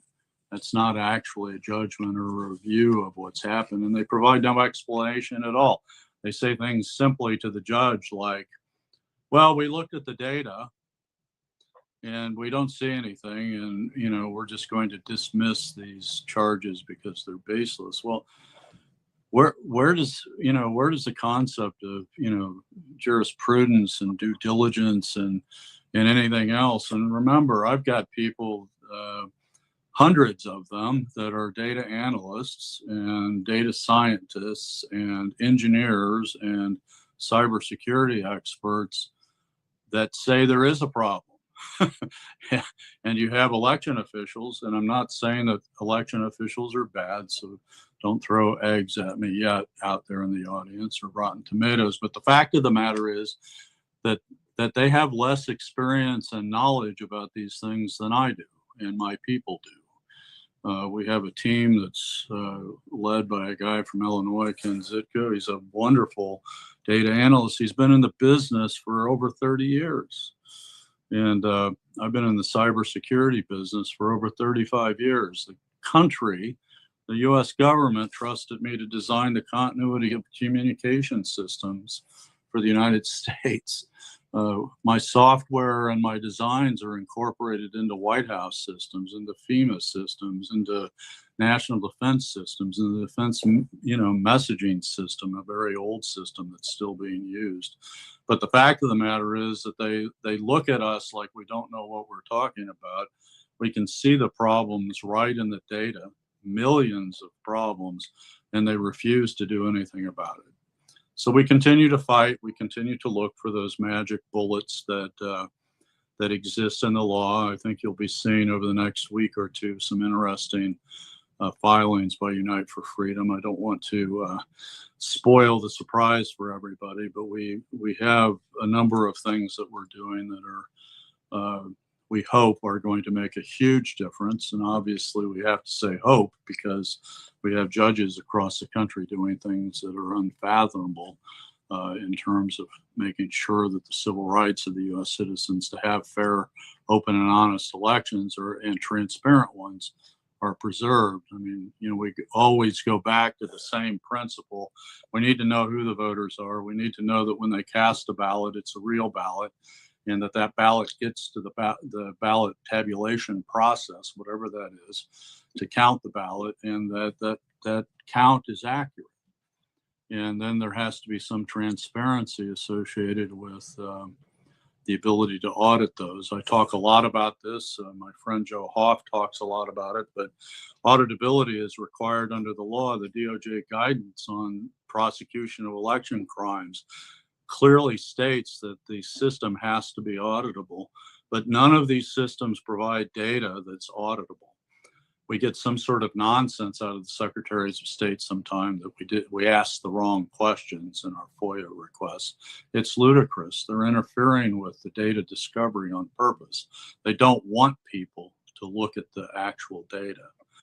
And the fact of the matter is, if you accept the decades-long DOJ guidance on election fraud and election law, the transparency and the preservation of records is guaranteed by law, by practice, by history, by covenant with the citizens of the United States that we call the U.S. Constitution, and they ignore it right and left. The problem, part of it, is that it's an extraordinarily complicated issue, and bureaucrats are taking on themselves authority that they don't have. HAVA complaints should not be being dismissed arbitrarily. They are. We have dismissal without even a hearing in New York. We have a dismissal in Missouri with a hearing and discovery, but still just an outright summary judgment that was not in alignment with the judge's orders or the history of the case. We have interference in Texas. We have interference in Colorado. We know that we're going to get a whole series of Help America Vote Act complaint dismissals here in the next coming weeks. But this also builds the case, which we are preparing litigation over this specific issue as to what it means under HAVA, what it means under other election law to have honest, true, and provable or auditable elections. So our goal is to demonstrate through a very orderly and disciplined process how badly broken our elections are. And then we've already started asking the question in our Pennsylvania litigation, if the system is broken and the results are inauditable, that they can't prove that their decision was correct, they can't even demonstrate that the count was accurate, what exactly are they certifying? Harry, 1 minute, Harry. This Yeah, creates a dilemma for them, and this is the crucial dilemma. What is the obligation to certify? Does someone have to certify an accurate and honest election? Or are they able to overrule the will of the people and certify a broken election? And let's just call them errors with millions of errors embedded. Is this okay? That actually puts the hands of the future of the country, not in millions of people's hands, but in 50. So this is what we're fighting. You can find us at unite4freedom.com. And we need your help. We always need more analysts. We could use some legal help around the edges, particularly paralegals. And obviously, we can always use donations. Thank you for having me, Steve. Thank you, Harry. We'll get you on again, give you some more time. Let's great. bring Linda Szynkowicz on here 2 minutes. She's our co-host. We're going to have Greg Stenstrom on. Linda, how's your husband? I know he was in a little operation. Yeah, he just had a full shoulder replacement. So right now he's over in his recliner resting. So he's right, doing great. Thank you. We'll get on in a little while. Let's get Greg Stenstrom on. He's next. You're up, Greg. We can't hear you. Can you hear me now? We can. I had my microphone turned off. This is my first StreamYard link. We've been previously using Zoom. I use StreamYard myself, so this is an awesome upgrade. Thanks, Steve. Linda, it's good to see you. You too. A lot going on. Harry, I just was watching Harry's review. I'm a co-plaintiff in that case with the Unite for Freedom, along with 5 other co-plaintiffs. Rob Mancini, John Child, Scott Thomas, and Karis Coker. And what's interesting about that case is we've been learning for the last 6 years. I know there's people on here that wonder, why we do litigation as opposed to, I don't know, bark at the moon. But with litigation, we've been learning over the last 6 years that litigation isn't just about winning. People are saying, well, you got to win a lawsuit. We're waiting for a judge to have this moment of clarity and say, oh, gee, we got it all wrong for the last 6 years. And frankly, that's not going to happen. And it was never going to happen. But litigation isn't about, quote unquote, winning a case. Litigation, as in all strategy, is getting what you want. And what I want to thank everybody here, and everybody here. I don't know anyone here who, I'm just looking at the list. I don't know anyone here who hasn't been involved in a lawsuit of some sort in litigation for election integrity over the last 6 years. And it's been a learning process.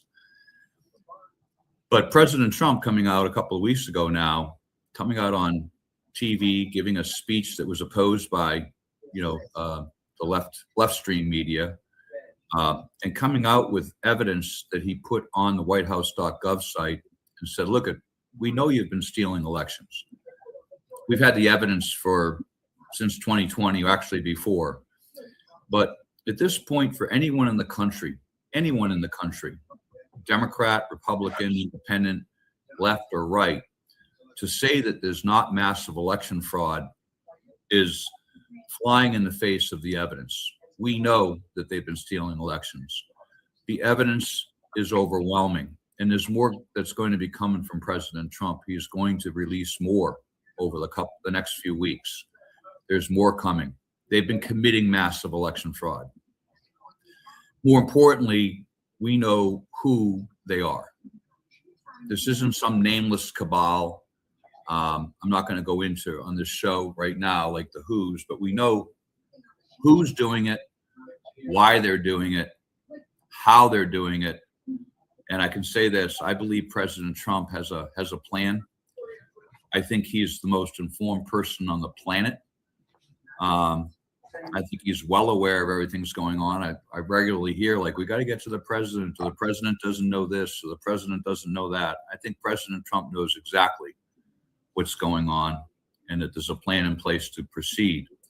And part of what we've been doing is this litigation has been providing the evidence and the tools and the pressure required so that we can get a fair election in November.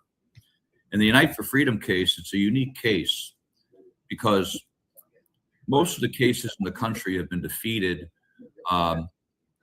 because they're working out of a silo, they're working on one statute. So you heard Haury before me talking about the National Voter Registration Act, NVRA, the motor voter law, and HAVA, and 52 U.S.C. 2701, and a lot of these terms and statutes, I think, go over, unless you're involved, right over people's heads.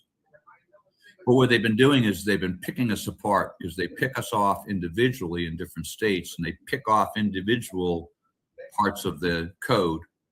Okay, they pick these off, and they've been defeating us by taking one little clause. So you don't have standing under this clause in HAVA. You don't have jurisdiction or right to private action in NVRA. They've been picking us off. So what changed in the case, and what we've learned from, and I think it's made it very difficult for them, is the Congress, the intent of Congress was never to supersede. 52 U.S.C. goes way back, goes back decades. And then they had the National Voter Registration Act in 1993 under Clinton. And then they had HAVA, actually it was 2002, but I think most people listed as 2008. But 2002, and they've had multiple laws since. The latest being, let's do the Save America Act. There's nothing wrong with our election laws. By previous election laws, they were never allowed to do mail-in ballots in the manner that they're doing them now. They just ignored the law. But what we did that's unique in this one case, and it's being replicated across the country, in the Unite for Freedom, Stenstrom, Mancini, Child, Thomas, and Karras case in particular, Congress never intended these acts to supersede each other. They never intended the National Voter Registration Act to supersede the election law. They never intended for HAVA to supersede the law. What we're saying now is it's one integrated set of laws. Okay, it's been growing, and we've been adding to the election code, and how we treat our elections for decades. So this has really got them befuddled right now, because they can't beat in the courts. They can't beat an integrated intent of Congress. The intent of Congress was to allow the people the means through a couple of different ways: 28 U.S.C. 1331, the 42 U.S.C. 1983, which most people are familiar with in the federal courts. But what the Congress's intent was is that citizens, candidates, authorized representatives, poll workers, concerned citizens, electors, that we could force, government officials to comply with law. So I think that's a big change. And rather than, go over each individual case that we've got, I wanted to say that I think we're in a very good position now, where I'm working with Andy Thompson out in Arizona. I'm working with some people from Oregon right now. I've been working with people in Illinois, California, Connecticut, Florida, working with people. Some of the people here are on the show. Been working extensively with people here in Pennsylvania to assert their rights in the courts. And what I see us doing right now, and I encourage people to, watch their elections as they're coming up here, watch, how they're preparing for elections and get involved and understand what's going on. And I think if we litigate, which is pretty much what we can do peacefully, if we litigate peacefully, then what we'll be able to do is we'll be able to provide President Trump, the Department of Justice, Department of Homeland Security, we'll be able to provide them with the tools that they need to enforce and indict. Secretary Mullen came out with a pretty forceful letter or directive to state governors who weren't compliant with law. And he says, look, if you don't comply with federal election law, we're going to cut off your budget. And not only that, we're going to come in and we're going to investigate. That has teeth. The litigation we have right now has teeth. So what we've asked for in this litigation is an interpretation from the courts to say what the law is and what the law isn't, okay? And to force these officials to do what they're supposed to do. So let me move on. Steve, how much time do I have? I'm trying to watch. You got 2 minutes. 2 minutes is enough. So usually I come on and I give, different cases and what we're doing, but I wanted to say that for the people who are here wondering what to do, and this group of people specifically, this is a battle of 1% versus 1%. This is not right now a battle of I would say the public. I think the public, the public per se, is really hoping and counting on the very small percentage, this 1%, most of who are on this call right now, to move forward, to act, to exert personal agency in acting and watching over our elections. I'm going to give you, I only have 2 minutes, so one of the most important pieces. 1 minute, Greg. One of the most important pieces of litigation right now is we're in the courts right now. There's not a single election machine in the country that's certified to run an election, and certainly not in Pennsylvania. And they're going to be deciding that within the next couple of weeks. And what I would ask is for people, most people here know me. You can find me on www.patriot.online and Greg Stenstrom. I'm easy to find. There's a donate button there. We could certainly use your help. I've got 2 books out, Parallel Election, which is available on Amazon. Most of you know about, but I have a new book called I Stand on My Briefs, Pro Se Legal Warfare, also found on Amazon, that will take you through how to act in the courts. And I think these meetings, Steve, I can't thank you enough. And Linda, I can't thank you enough for your advocacy and getting us out, getting this out to people, because what I'm seeing now is the people here are making a difference. And I thank you, Steve, for your time. And I hope that was helpful from the perspective of what's changed in terms of litigation, and the battleground has changed with President Trump coming out and actively asserting his executive authority to come back into our support. So thank you very much, Steve. You got it. Very important. Thanks very much, Greg. We appreciate you coming on. Thanks. Our next speaker will be John Droz. We get emails from him all the time, so now we got him live in person. So come on down, John. Thank you, Steve. You're quite welcome. Thanks for coming on. Hey, John. Hi. For those viewers who have not had the privilege of meeting, I'm a North Carolina scientist, a physicist, who has been involved with several national issues. These include climate change, energy matters, COVID, K-12 education, election integrity, etc. In each case, what I've been trying to do is to inform the public about what the science really says. As in all of these matters, what has been pushed by the mainstream media is political science, not real science. To make this happen, I give talks like today and provide other services, all for free. So, for example, one of my services is that I weekly write about all these issues on my Substack account. For those who would like to check it out, the title of my Substack is Critically Thinking About Select Societal Issues. The link is criticallythinking.substack.com. And by the way, Unlike some of the other popular Substacks, mine is for free. Regarding election integrity, I've been heavily involved with this issue since 2020, I would say. For example, I put together a team of experts and we published 10 major reports. You can find them all on election-integrity.info. Got that? Election-integrity.info. My email is near the bottom of the page if you'd like to contact me. Today, I'd like to spend a few minutes to give you a perspective on election integrity that I doubt you've heard before. Furthermore, in my humble opinion, Joe, as a fairly knowledgeable person in this field, I think that this is by far the most significant election-related issue we are facing.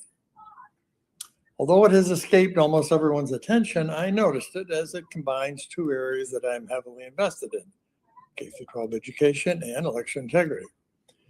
So we need to start with K-12 education system to understand the immense threat we're facing. So here goes. I'm amazed by how many people complain about how deplorable our K-12 system is, and it is. But at the same time, how few citizens are really doing anything that will meaningfully fix it. As I said, I'm a physicist, so I'm used to tackling complex problems, and this is certainly one. In my professional experience, the key to solving complicated matters is to simplify things. So let's start with something simple here. Do you realize that we have no national agreement as to what the objective of our K-12 education system should be? Instead, we have 50 different mission statements. This is absurd and is a guaranteed recipe for failure, which is what we have. Another step in the simplification process is to write down all the major issues facing our K-12 education system. I haven't seen this from a credible source, but I've identified 12. These are also on my Substack. After a good list has been published, the next simple step would be to prioritize its items. They're not all of equal importance. Which is the most important? I haven't seen that done either. The outcome of that is we have diluted time, diluted money, and diluted effort randomly distributed over a dozen or so major K-12 issues. Not prioritizing these problems is a major mistake. Based on my extensive experience, I have identified corrupted curricula as the #1 issue facing the U.S. K-12 education system. Briefly, there are 3 reasons why this has happened. Number 1, our K-12 education system is specifically designed to teach children what to think. The anti-Americans on the left know this, so they have taken over and corrupted the what part of almost every subject, the curriculum, especially science and history. Number 2, conservatives have allowed this to happen. For instance, in my field, the progressives who wrote the science standards, called NGSS, had the audacity to scrap the traditional scientific method. Where are the conservative organizations strenuously objecting to this? Number 3, a major reason why our opponents are succeeding is that many people on the left are playing the long game. They have no problem getting involved with a project that might take 30 years to come to fruition. Almost no conservatives think in such terms, so they are oblivious when it is being done against them, which is what's happening in K-12 education. We've allowed corrupted curricula to fester now for decades, so to fix that would take many years. However, there is a creative solution that can be implemented next year. The simple fix for this is to get at least one state to switch to teaching students how to think, not what to think, how to think. Instead of fixing the curricula, this gives students tools to be able to separate the wheat from the chaff. In other words, a durable skill to recognize and reject when they're being fed propaganda. Is there a simple solution to making this happen? Yes. Mandate a 1-year high school class that formally teaches students how to be a critical thinker. No one in the country, no state in the country is doing anything remotely like that. That sounds good, but it is missing one fundamental part that no one had ever provided. What's called standards for such a class. That's how this bureaucracy works. Everything starts with standards. A few months ago, I put together a team that produced the first ever standards for teaching a 1-year course in critical thinking. We are now approaching a select few states to get the ball rolling.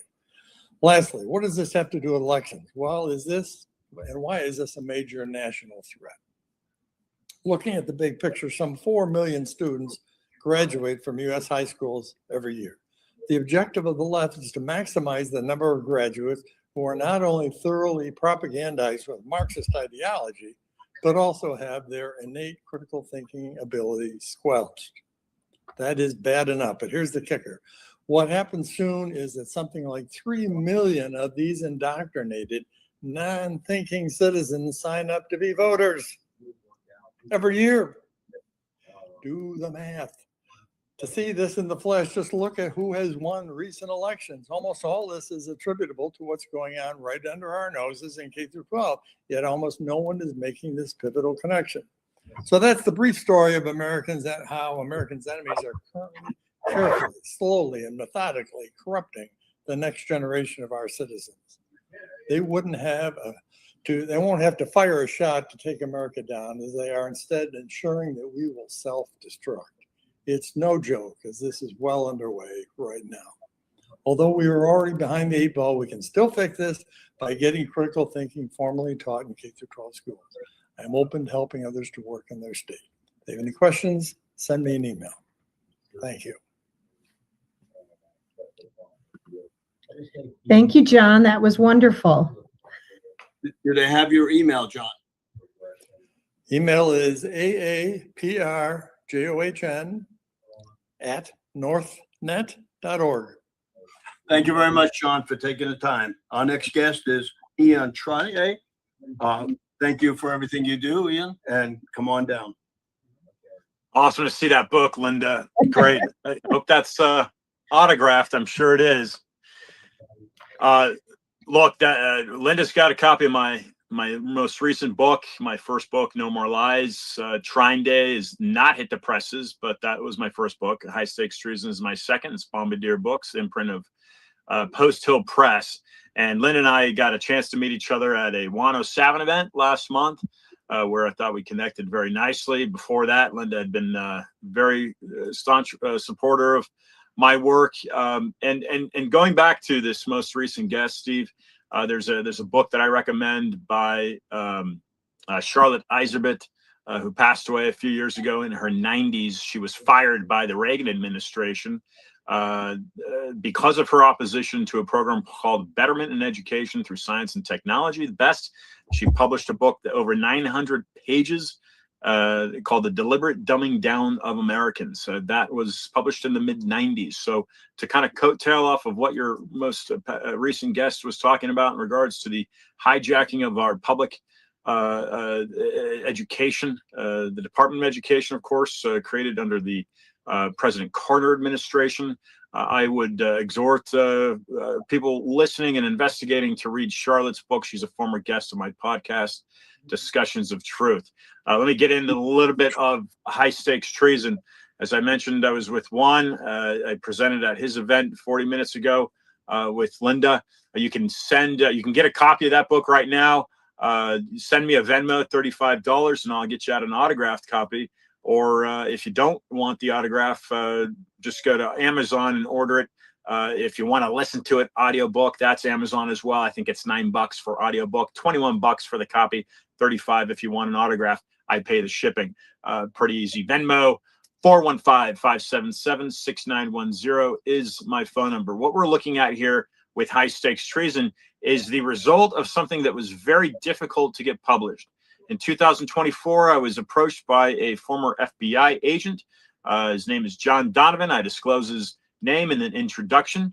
And by the way, you may have seen that copy that Linda was holding up. Roger Stone has written one of the forwards. There are 3 forwards in that book. Roger got his name on the cover because of his notoriety and his contributions to the Constitutional Republic over the past century, a half century.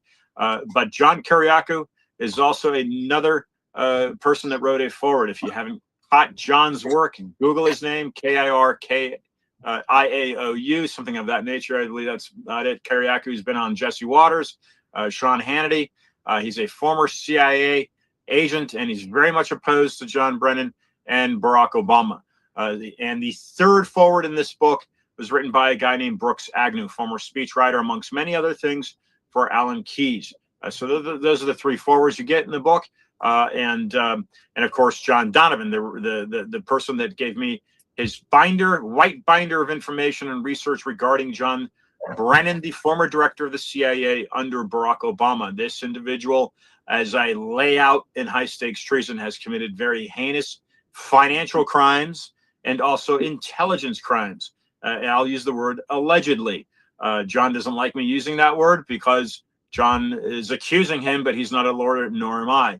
And so I use the word alleged crimes. There are well over 25 alleged felonies that Mr. Brennan should be facing and charged with immediately. If anyone listening can get to Jason Quinones, I ask you to reach out to Jason Quinones. He's the U.S. attorney in South Florida overseeing the subpoenas that were handed down under the Pam Bondi DOJ by way of Jim Jordan's request. Also, Joseph DeGeneva is helping. He's been put on that case recently. And he's another person that should be using this information and reading this information. A couple of dates to give you folks. If anyone is in California, you can go to the Marin County GOP. You can hear me speak this month, August 27th. I'll be speaking on this book. I'm bringing with me my good friend, the Google whistleblower, who worked for Google for about 8 years. His whistleblowing with Project Veritas exposed the crimes of Google being involved in voter fraud, machine learning fairness. Zach Voorhees will be with me August 27th in Marin County. If you're in Southern California, October 17th, I'll be at Rancho Bernardo speaking about my book. And very likely I'll be revisiting with Juan's event, the Storm Summit, which is coming up. I don't know if there's an exact date set yet. Perhaps there is. Linda can fill you in on that, but that is somewhere in September, mid-September is strong likelihood I'll be at that as well. I'll also be in Central California. I don't have a date yet for that, but that'll be October. I'll be at Harris Ranch in Central California. So Californians are reading this information. They're interested in this information and they're digging into it. I'll get into a little bit of voter fraud and how John Brennan is involved in voter fraud, because I just did a podcast with Patrick Byrne a few days ago on Agent X11. She's a podcaster based out of LA. That was a wonderful podcast. And actually Ralph Pezzullo, who I think will be joining you later in this segment with Steve, Ralph spoke to great length at that. So I'll get into a little bit of voter fraud in a minute, but let me get back to the information that was presented to me at the CPAC in 2024 that Linda had in her hands there, known as the book High Stakes Treason. This is a meticulously well documented book, research that was given to me that shows John Brennan created, I'll just repeat here, over 25 alleged felony white-collar crimes, holding illegally stocks in an indispensable government contractor called the Analysis Corporation. This was created in 1990 to track the Mujahideen as the Soviets had pulled out of Afghanistan. The Analysis Corporation is what John Brennan was the president of before he got involved in the Obama administration. He's an avowed communist, as Roger states in his introduction. And according to John Guandolo, he is a convert to Islam. More importantly, Wahhabism, which is the most violent sect out of Saudi Arabia of Islam. This is jihad. This is what the former director of the CIA is allegedly a convert to, according to John Guandolo. John is very involved in Texas right now in the Sharia law, fighting Sharia law in that state. But that is my source for that claim. This individual, John Brennan, compromised American security for just shy of $5 million in these illegally held stocks in the Analysis Corporation, which means he allowed various terror activities to happen. One of the most important notoriety would be the Boston Marathon bombing, of which I know 2 people that were in Boston that day. They weren't harmed, fortunately, but they heard the blasts and they were very close to those Tsarnaev brother bombs that went off. What we know through Edward Snowden, but prior to Edward Snowden back in 2011, because of my FBI agent, what we know is that John Brennan had full awareness of this happening through the databases in the NSA and the Analysis Corporation, and he did not prevent this from happening so that his stock value would increase. And that indeed it did increase, and it made him just shy of what was valued at $50,000 when he was supposed to relinquish those stocks when he accepted his position with the Obama administration. And then in 2011, when it sold the stock value went to about 5 million, 4.85. So this is why I use the word treason in the title, because this is a man that allegedly provided aid and comfort to an enemy during these would be bombing suspects during a time of war, and that war just ended under the Biden administration, called the Global War on Terror. This is a war that started 1 minute. Yep. Okay. So let me briefly dig into Patrick Byrne and how John Brennan relates to voter fraud, because he has a strong presence. That means the CIA, a strong presence in voter fraud through Belgrade, Serbia, and a data center that was created there, and also Cartel del Soles out of Venezuela, and that's Maduro. So hopefully, Steve, you'll have me back on. I'll talk a little bit more about it, but thanks for listening. Yeah, definitely have you back on. You got a lot of information. Thank you for coming on, and we'll get to you soon. Okay, our next guest is Derek Lind. Come on up, Derek.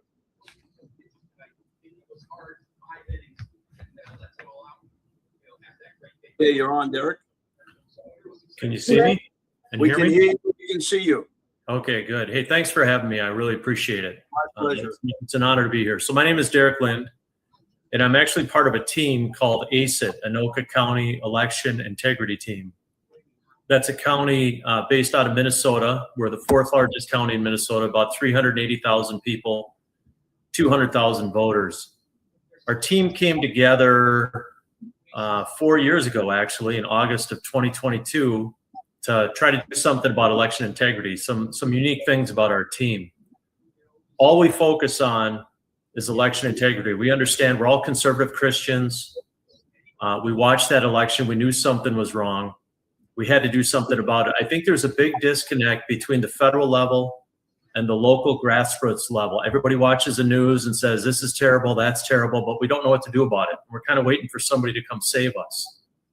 And that's not what's happening. What has to happen, in my opinion, in my team's opinion, is we got to form at the local level and try to do something about it. So originally, when we got together, we were meeting once a week on a Monday, and we're all kind of sitting in a room and we're sharing stories and news together. And then one of the guys, we have an engineer on our team, real smart guy. He stands up and he says, hey, let's not just sit in a circle and complain about what's going on in this world. Let's study our election system, figure some stuff out, and do reports on it. And that just kind of changed our trajectory from there. So we started studying our election system, and what we realized is obviously we got a lot of things wrong with it. I would say, at a high level, we've got 10 major things that are wrong with our election system. Could be 100, but I really can't do much about that. Neither can my team. We all know mail-in ballots are terrible, but what am I going to do about that? We got to get rid of them eventually. But at the local level, there were some things we could do. And one of the things we noticed was that these poll pads, these electronic poll pads that you check in on election day, they are critical for that infrastructure. So if you want to make it more difficult to cheat in elections, you got to get rid of these electronic poll pads. And so we went to work on that. We went to battle in our county. We started at the county level, and then we dropped down to the city level. And we just had a vote. Our county, one of the things about those poll pads, they only last about every 6 years. So the good news is they got to throw them in the garbage every 6 years and buy new ones. And before they do that, they got to vote on it. So we went to battle with them last year, I think it was February or March, and tried to get them to not buy new poll pads. The county next door to us actually went back to paper, but we did not. We ended up, our county bought the poll pads. The vote was 4-2. Here's where it gets interesting, though. We dropped down to the city level, and we got some cities to agree with us. And there's a city of Oak Grove, which is in the northern part of our county. It's a little city. I think it's got about 8,000 people. They voted to go back to paper poll pads. And the county said the county sent out a felony threat letter saying that if you use paper poll pads, it's going to be a felony. But that little city stood their ground. I mean, it's a great story. And now that case is going to the Minnesota Supreme Court. Now, the city doesn't have the money to fight on its own. Well, I don't want to speak for the city, but, all these cities are, their budgets are strapped right now. But an independent law firm called the Upper Midwest Law Center took that case and said that statutorily, the city of Oak Grove has the right to go back to paper poll pads. What's interesting about this story from my perspective, is why the county and the state freaked out so much about those poll pads. And my takeaway from that is they got to have those things. They are critical. So again, if we got 10 things wrong with our election system, yeah, I want to fix all 10, and I think we should. I'm not going to stop until we do. But in the meantime, I got to take out the targets that we can get. And to me, that's the electronic poll pads. The second thing we found was the post-election review. This is something that happens about 10 days. I don't know if they do this in every state, but I know we do it here in Minnesota. About 10 days after the election, they go in and they randomly sample some ballots and see if the count is exact. Well, you can actually expand that. In fact, that was something that was happening in the city of Big Lake, which is right next to us. That happened in 2022. So we took that idea and we spread it to Anoka County. Anoka County has 21 cities. We got 8 cities to pass resolutions to hand count their votes. They thought it was a great idea.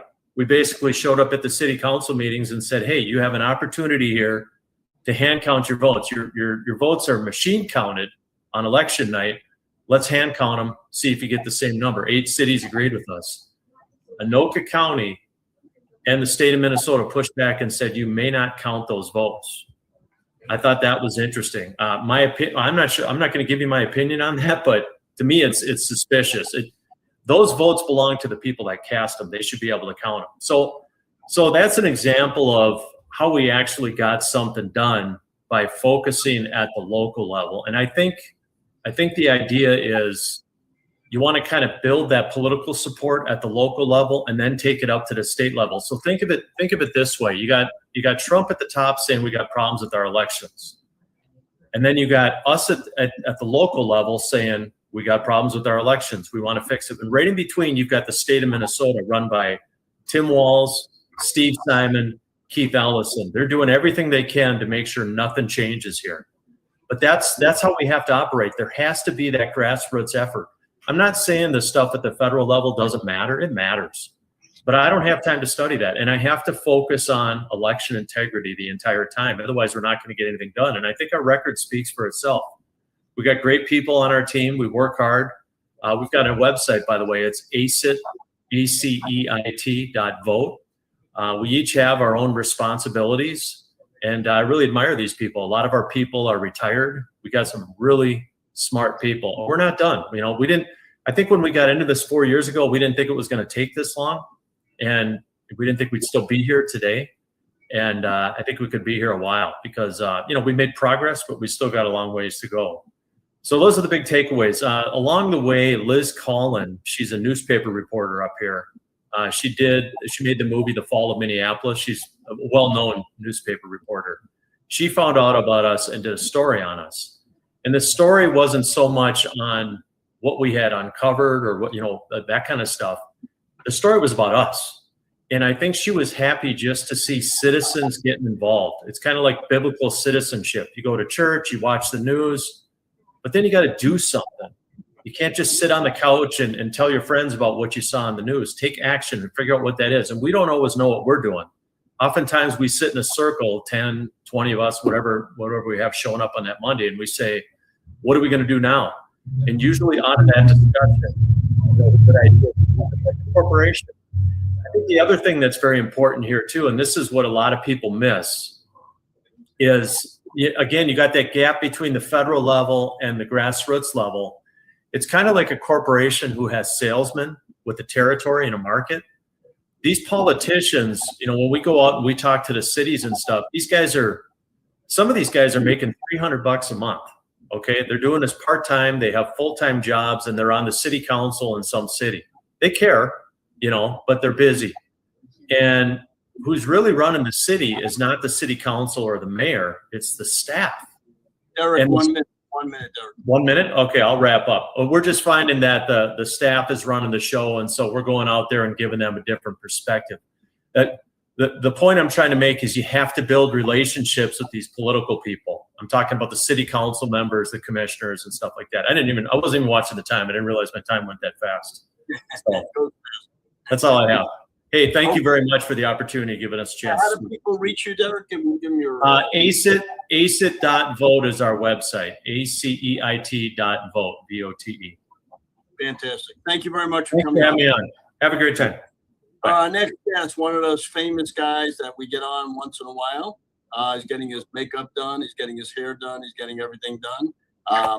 He's on TV. He's on radio. He's on the stage. He's everywhere.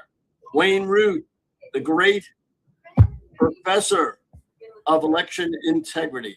Come on down. Hey, Steve, how are you? I'm doing fantastic. I'm seeing you. Great to be with you. You know where I'm going to be tomorrow? With the President of the United States. He's going to be in All Vegas tomorrow, and I'll be there sitting in the front row and hopefully backstage. Tell him about our show. Maybe he'll be interested in watching it one time. Well, he might be interested in my show too. When I get back there, you don't think I'm going to talk about my show, Steve? So, well, you always talk about your show. So now give us a little plug once in a while. But by the way, the White House has said they're trying very hard to coordinate an interview between me and President Trump for either Thursday or Friday. So I should have my 17th TV interview with President Trump towards the end of this week, either Thursday or Friday. They said they're pretty sure it's going to get done. They're trying to clear a schedule to get me in there. So hopefully that'll happen. Fingers crossed, prayers all above. Love talking to our 46th and 47th president. Excuse me, our 45th and 47th president. Should have been 45th. Should have been 45th, 46th, and 47th, but 2 out of 3 is okay too. So and if people want to see Wayne, you're going to the Storm Summit in Vegas, right? From the 10th to the 13th. Is it about September now? Yeah, it's in September. It's September. Yeah, I will be at that event in September. Yes, I'm speaking. Yeah. I think on Saturday morning, if I remember correctly. So that'll probably be the last day. Yeah, so I'm speaking as well on the 12th. So it's stormsummit.us if people want to get tickets to it to see you speak. It'll be worth it. Great. And of course, my show, I got to make sure I get it a plug, and then I'll get right into my point of this entire event here, which is election integrity. So my 2 TV shows are America's Top 10 Countdown every Saturday at noon Eastern, 9 a.m. Pacific on Real America's Voice TV, right after Steve Bannon, back to back with War Room with Steve Bannon. It reruns 4 times a weekend, midnight Friday, midnight East Coast time Saturday, and then 9 p.m. Sunday. And then America Speaks is my brand new TV show where it's a call-in show, and you can call me on Real America's Voice, 1-800-347-ROOT. And I wish all of you watching would call in every day, because I have great discussions with people. I want to hear what you think, your opinion, your comments, and your questions. 1-800-347-ROOT at 6 p.m. East Coast time, 3 p.m. West Coast time every day on YouTube, the RAV YouTube channel. And then it reruns. Actually, the run of the show is midnight Eastern, Monday through Friday, midnight Eastern, and 9 p.m. Pacific. My website's root4america.com. All right, so the point of why we're here, how long do I have, Steve? How long are you giving me here? 10 minutes. 10 minutes. All right. So national security emergency. You've heard it, I'm sure, from quite a few other guests. I don't know how many of them are giving me credit because I invented the idea. I'm an idea guy. I get thousands of letters a week. Muhammad Ali said it ain't bragging if you could back it up. So I'm not bragging, but every letter says the same thing. Every host in America is fantastic. Every conservative host, we love them all, but they all complain all day. You're the only one who comes up with creative solutions. I'm a solution guy, and I'm the guy who invented out of thin air no tax on Social Security and no tax on overtime, which became the reason that Trump, in my opinion, was elected in 2024 and became the reason that his first year was a success, because that was the heart of the big, beautiful bill. Those were my ideas. No one in the whole world had ever said a word about them ever. I invented them out of thin air, and I talked about them for about 6 months and kept texting Trump on his cell phone. And finally, he announced them both. No tax on overtime, no tax on Social Security. And so I'm the guy who came up with in 2019, when Trump could not get Congress to fund the wall, I invented an idea out of thin air, and I gave it at the Wyoming State Republican annual dinner. And I announced to the crowd, and I said, do you like it? If you like it, I'll bring it to President Trump. The crowd gave me a standing ovation. So I knew it was a good idea. And it was, if you can't get Congress to fund the wall, let's declare a national security emergency. And I did all the research. A president can do that. And there's nothing Democrats can do to stop him. And then that allows you to use the money in the Pentagon budget to fund the wall. You go right over Congress's head. You don't need him. He did it. Nobody ever sued him. That proves you cannot take him to court. You got to get a 2/3 vote of both houses of Congress to overcome it. And nobody can do that. So President Trump got his wall because of my idea. And I don't care whose idea it is, because in the end, the only thing I care about is making America great again and making America prosperous again, making the American economy go and saving the American middle class. And so the credit doesn't matter. All that matters is that we get America on the go again. And so I came up with this idea again about 5 months ago, which is a national security emergency, this time, instead of for borders, for elections.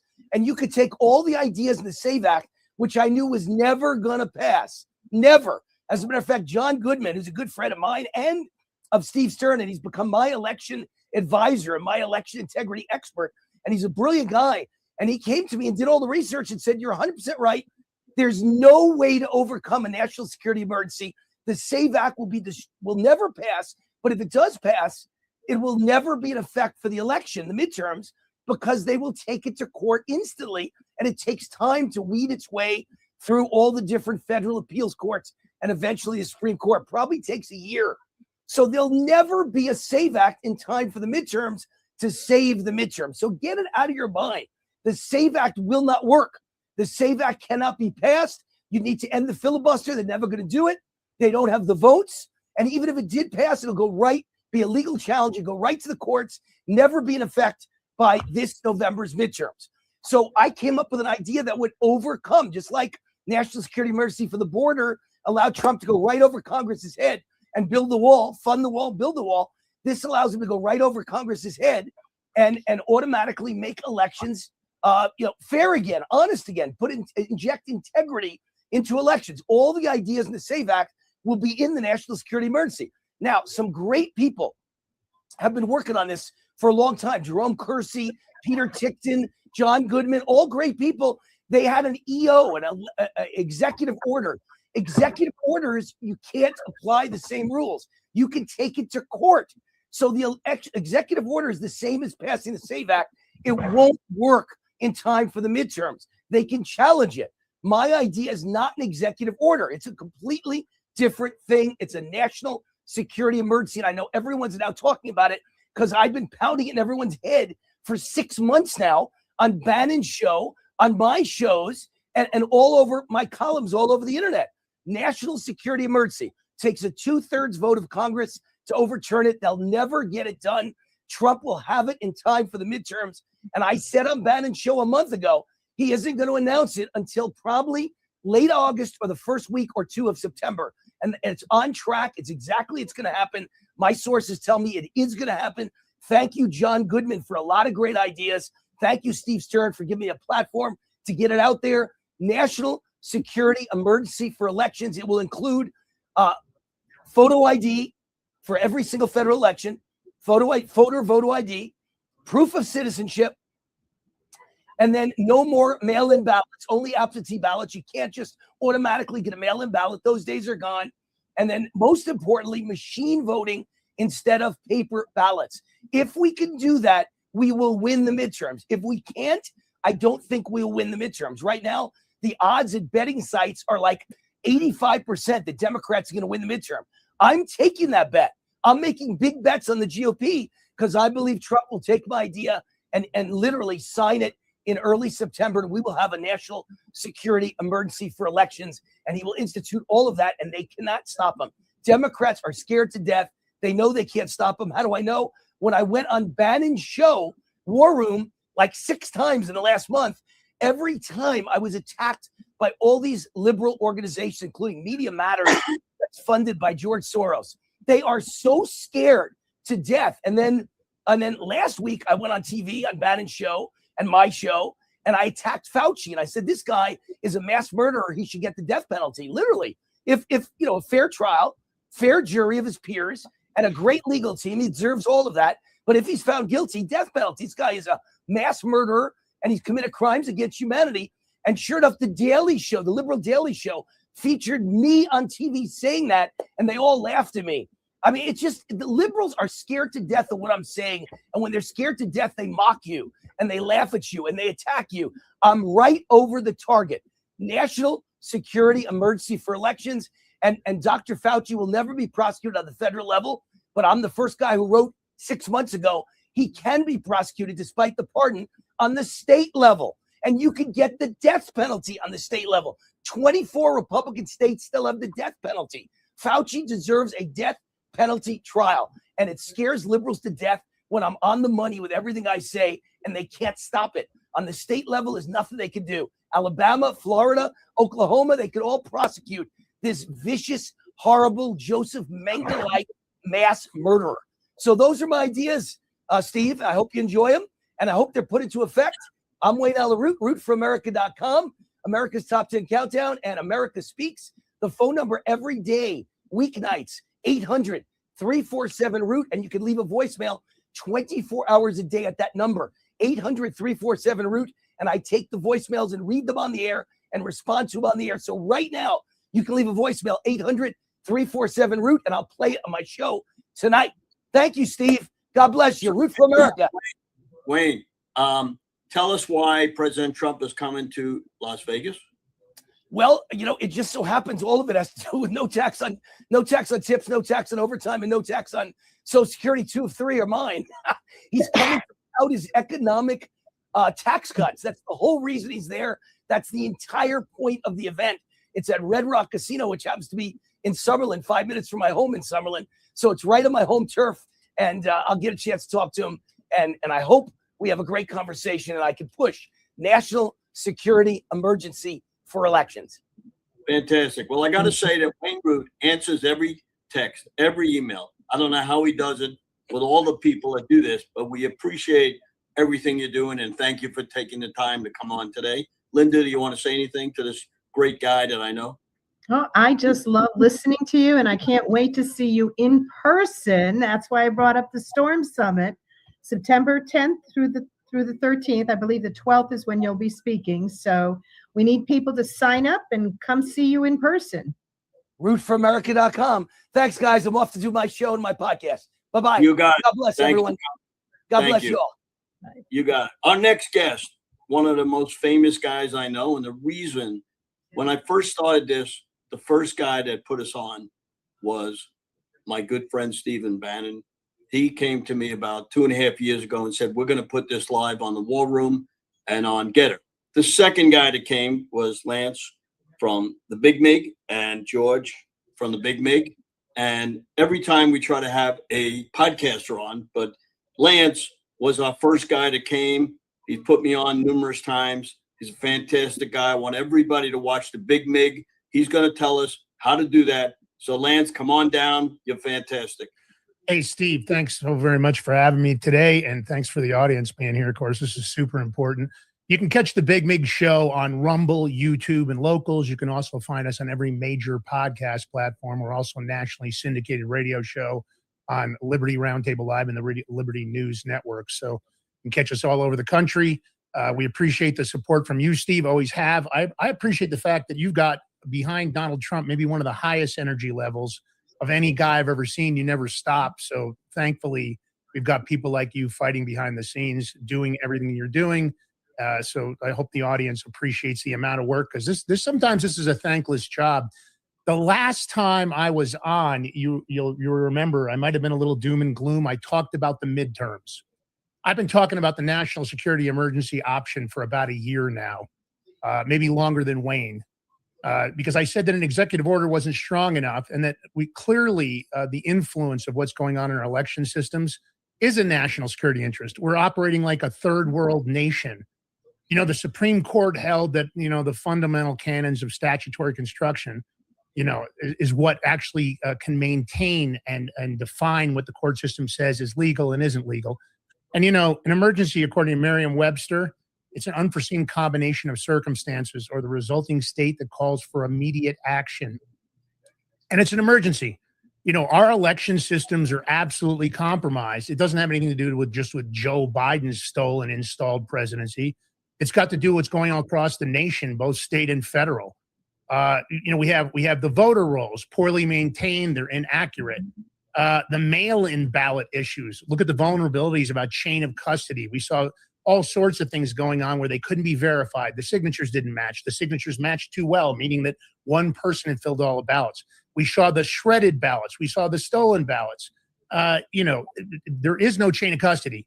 This ballot system we got with the machines, we've heard all kinds of issues about Dominion, Smartmatic, Scyttle, all true. You got inconsistent, or absent voter identification requirements. But yeah, the SAVE Act's not going to pass.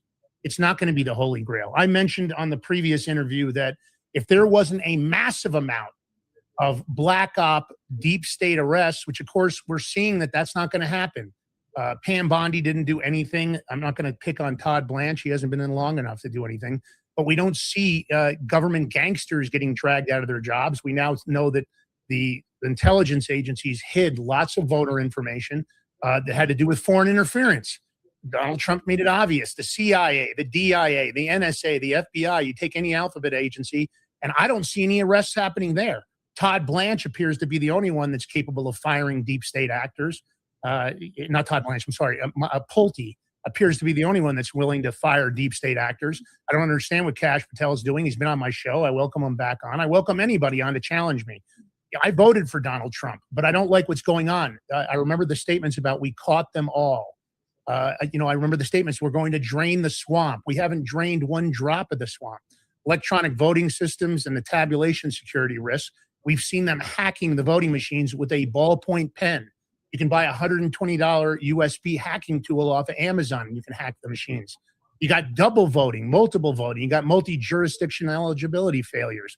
Ballot collection harvesting. You got third-party handling of ballots. They're turning in ballots. We don't even know where they came from. Foreign interference. We talked about that. Cyber threats. Disinformation campaigns. We saw it overseas. We heard about some of the stuff that had to do with Italy-gate. We got suspended for that. George and I got kicked off of many channels. We got suspended on X for it. Got partisan administration last-minute rule changes. You got certification disputes.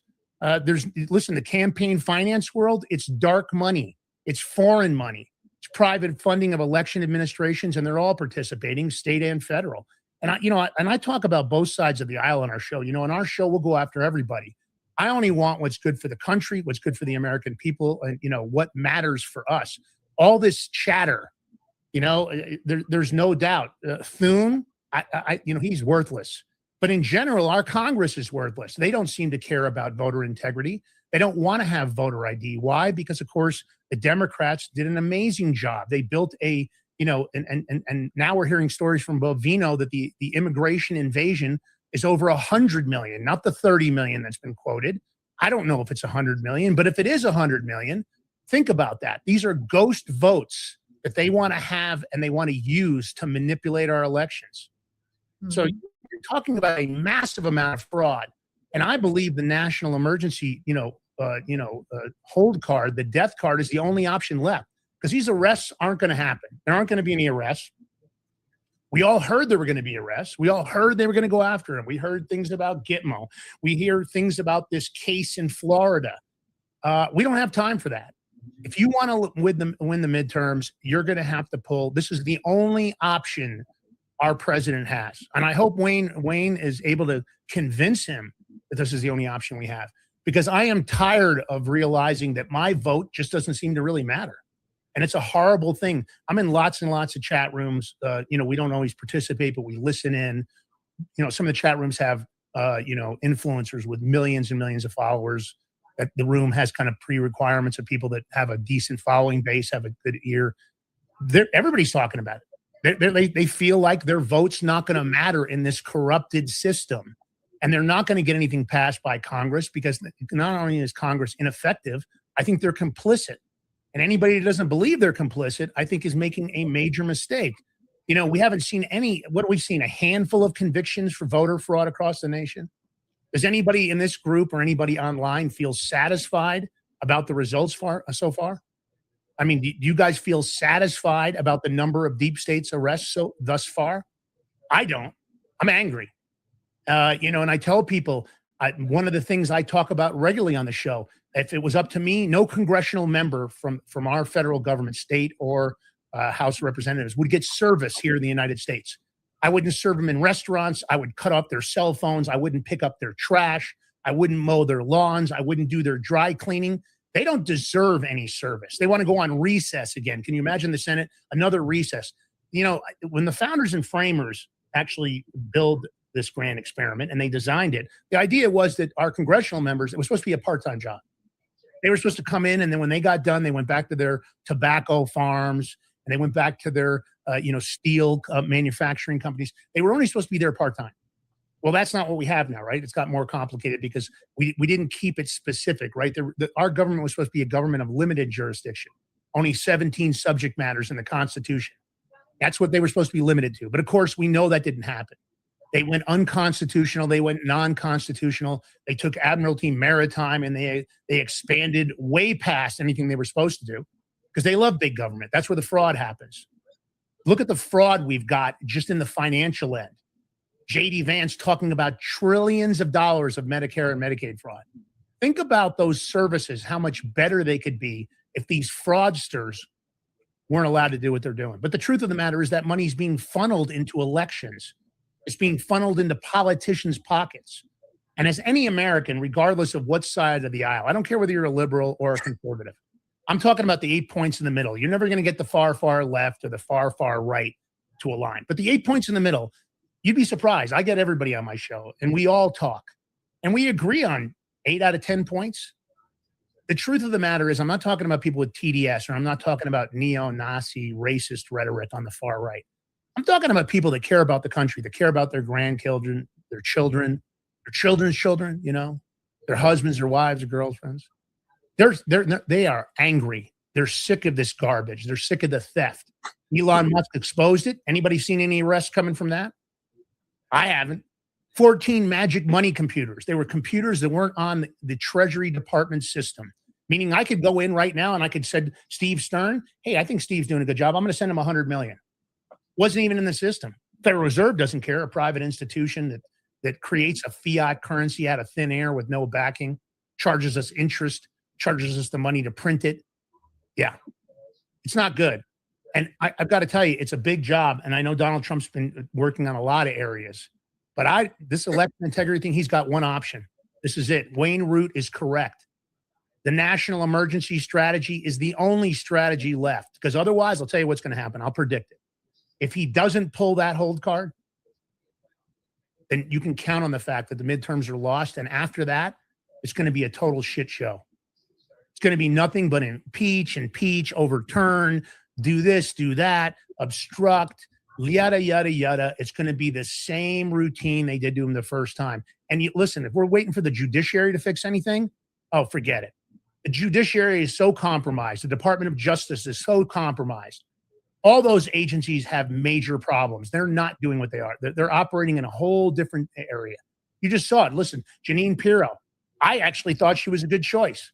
I don't like what she did with those 4 individuals and dismissed their charges about the national monuments. Defacement of a national monument with video captures, with photos, with witnesses. And you're going to tell me there wasn't enough evidence to keep those charges in place and charge those people? I say there was. I don't know how many of these people are compromised, but for the people in the audience, I would literally not give any of these congressional members an inch of room. I would harass them online. I would leave them phone calls. I do it all the time. I call them up on my show. I call them up and tell them what a crappy job they're doing, that they suck and they're not serving the American people. I'm 1 sure minute. they won't make it. 1 minute. Sir. Are we out of time? Am I out of time, Steve? 1 minute. 1 minute. All right. Well, listen, if you love what I had to say, you can always catch me on the Big Mig Show on Rumble, YouTube, and Locals. And we're also on every major podcast platform. You can find us at Lance Migliaccio, G Balloutine, and the Big Mig Show on X. And of course, George gets the extra character everywhere else. They cut off one of his vowels, so it's George Balloutine everywhere else, but G Balloutine on X. Hey, Steve, I love what you guys are doing. I appreciate the fact that you stayed in the fight. I'm angry. I talked the other day about if I saw Fauci at Costco, I'd have to give him a power slap. And I was attacked wildly on X because the people that are out there that are Fauciites that are brainwashed. But listen, this is what we're down to. I'm telling you, don't let these people walk on the streets. Don't let them come into your businesses. These congressional members should be stopped. They shouldn't get any service at all until they serve the American public. We need this national emergency. It's the only choice that Trump has. It's it. How do they get to your show? Yeah, you just over on Rumble, you just type in the Big Mig Show. You'll find us there. We're usually featured in Editor's Picks. It's 11 a.m. Eastern Standard, Monday through Friday. And of course, you can find us on YouTube and you can find us on every major podcast platform. We haven't been thrown off for suspended yet over there, but I don't know. You never know. Never say never when it comes to them trying to make sure we don't get to say what we want to say. Thank you for coming on. We really appreciate it. We'll have you on again. We got to get your buddy on too, George. Yeah. You got it. All right. Our next person coming on from California, Ralph Pezzullo. Come on down, Ralph. Hello, hello. Hi, Linda. How are you? Good to see you. Hi, Stephen. Hey. Thanks for inviting me. You're quite welcome.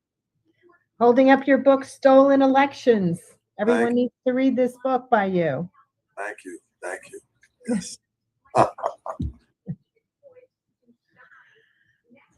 Okay, the floor is yours. All right. So I was brought into this about 2 years ago when one of two government whistleblowers, a man named, the two of them are named Martine Rodil and Gary Bernson. They were doing in whistleblowing, looking into corruption of the Cartel del Sol in Venezuela. And they were recruiting sources who were telling them about how the cartel was money laundering and how big it was and how they were shipping cocaine into the United States and other drugs. And this was the criminal regime in Venezuela, started by Hugo Chavez and continued by Nicolas Maduro. And people that they were recruiting within the cartel were telling them that the cartel was also involved in stealing elections in the United States, which had started in 2008. And what happened was that in 2004, Hugo Chavez, who was the dictator of Venezuela, faced a national referendum. And his Cuban friends, including Fidel Castro, warned him that he was going to lose the referendum unless he did something about it. What he did is he recruited 3 young computer engineers in Venezuela, and they came up with software that they placed into Olivetti lottery machines, because this was the very beginning of election machines. And they used that software to steal the election for Nicolas Maduro in 2004. He and Fidel Castro were extremely pleased with this, and Nicolas Maduro and Hugo Chavez rewarded these 3 engineers with $200 million. He told them, go ahead and perfect your software and let's try it out in some elections in Latin America. In the early 2000s, there were a number of elections in Latin America where leftist candidates won surprisingly positive results that defied the poll numbers and so on and so forth. And this included Daniel Ortega in Nicaragua, Evo Morales in Bolivia, and the Kirchners in Argentina, etc. This was all done through using the same software that was inserted into election machines.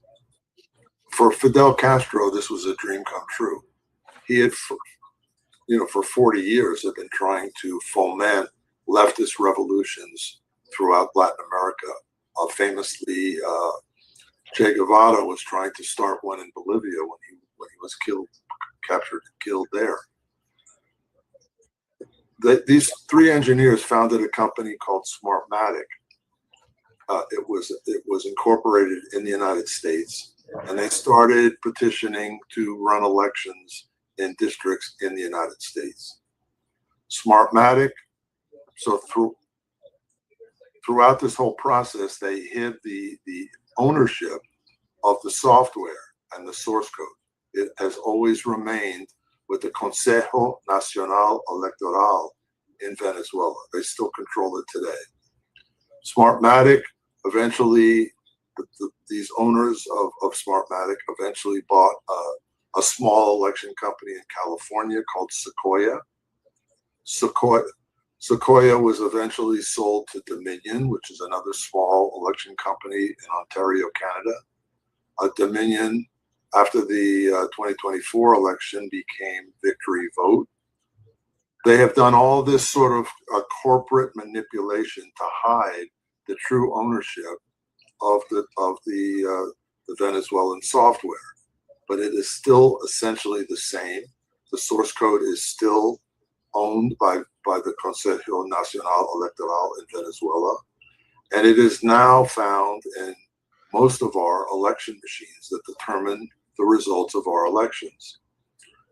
When China found out about this, they started to invest huge amounts of money in this system, and they used the same software and exported it to countries in Asia, including South Korea. And South Korea now there's a big movement afoot in South Korea to try to clean up their election system. We also learned in 2024, when Elon Musk started Doge, started looking into the money that was spent in the federal government for nefarious purposes, and he zeroed in on AID, which was supposed to be an aid, dispensing foreign aid.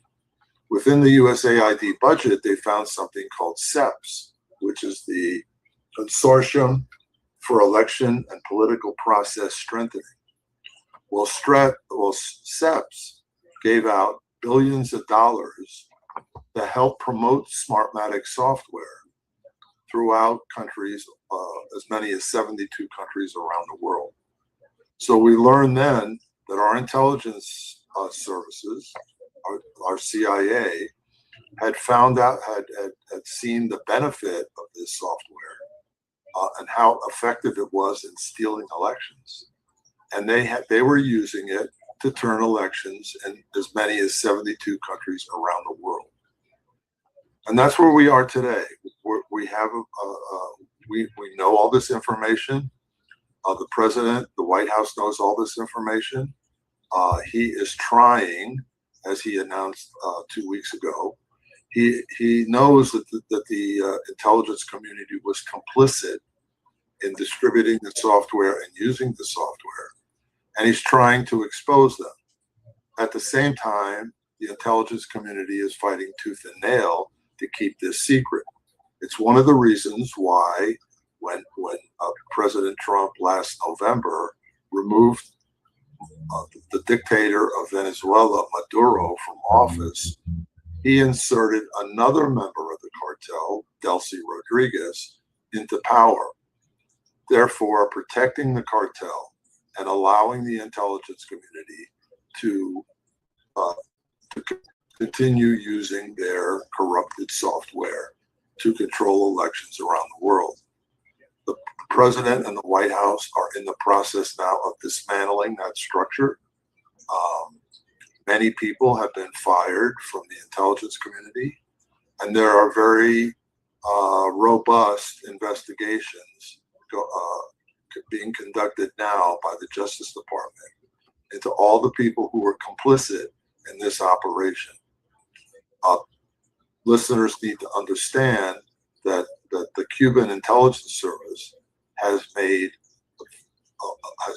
has turned a number of people within our intelligence community and within Washington over the years. Secretary of State Rubio has been pointing that out recently, starting this on Sunday on Fox News. So we have a very difficult situation. A lot of our institutions have been infiltrated. A lot of people have been compromised and are actually working for our enemies.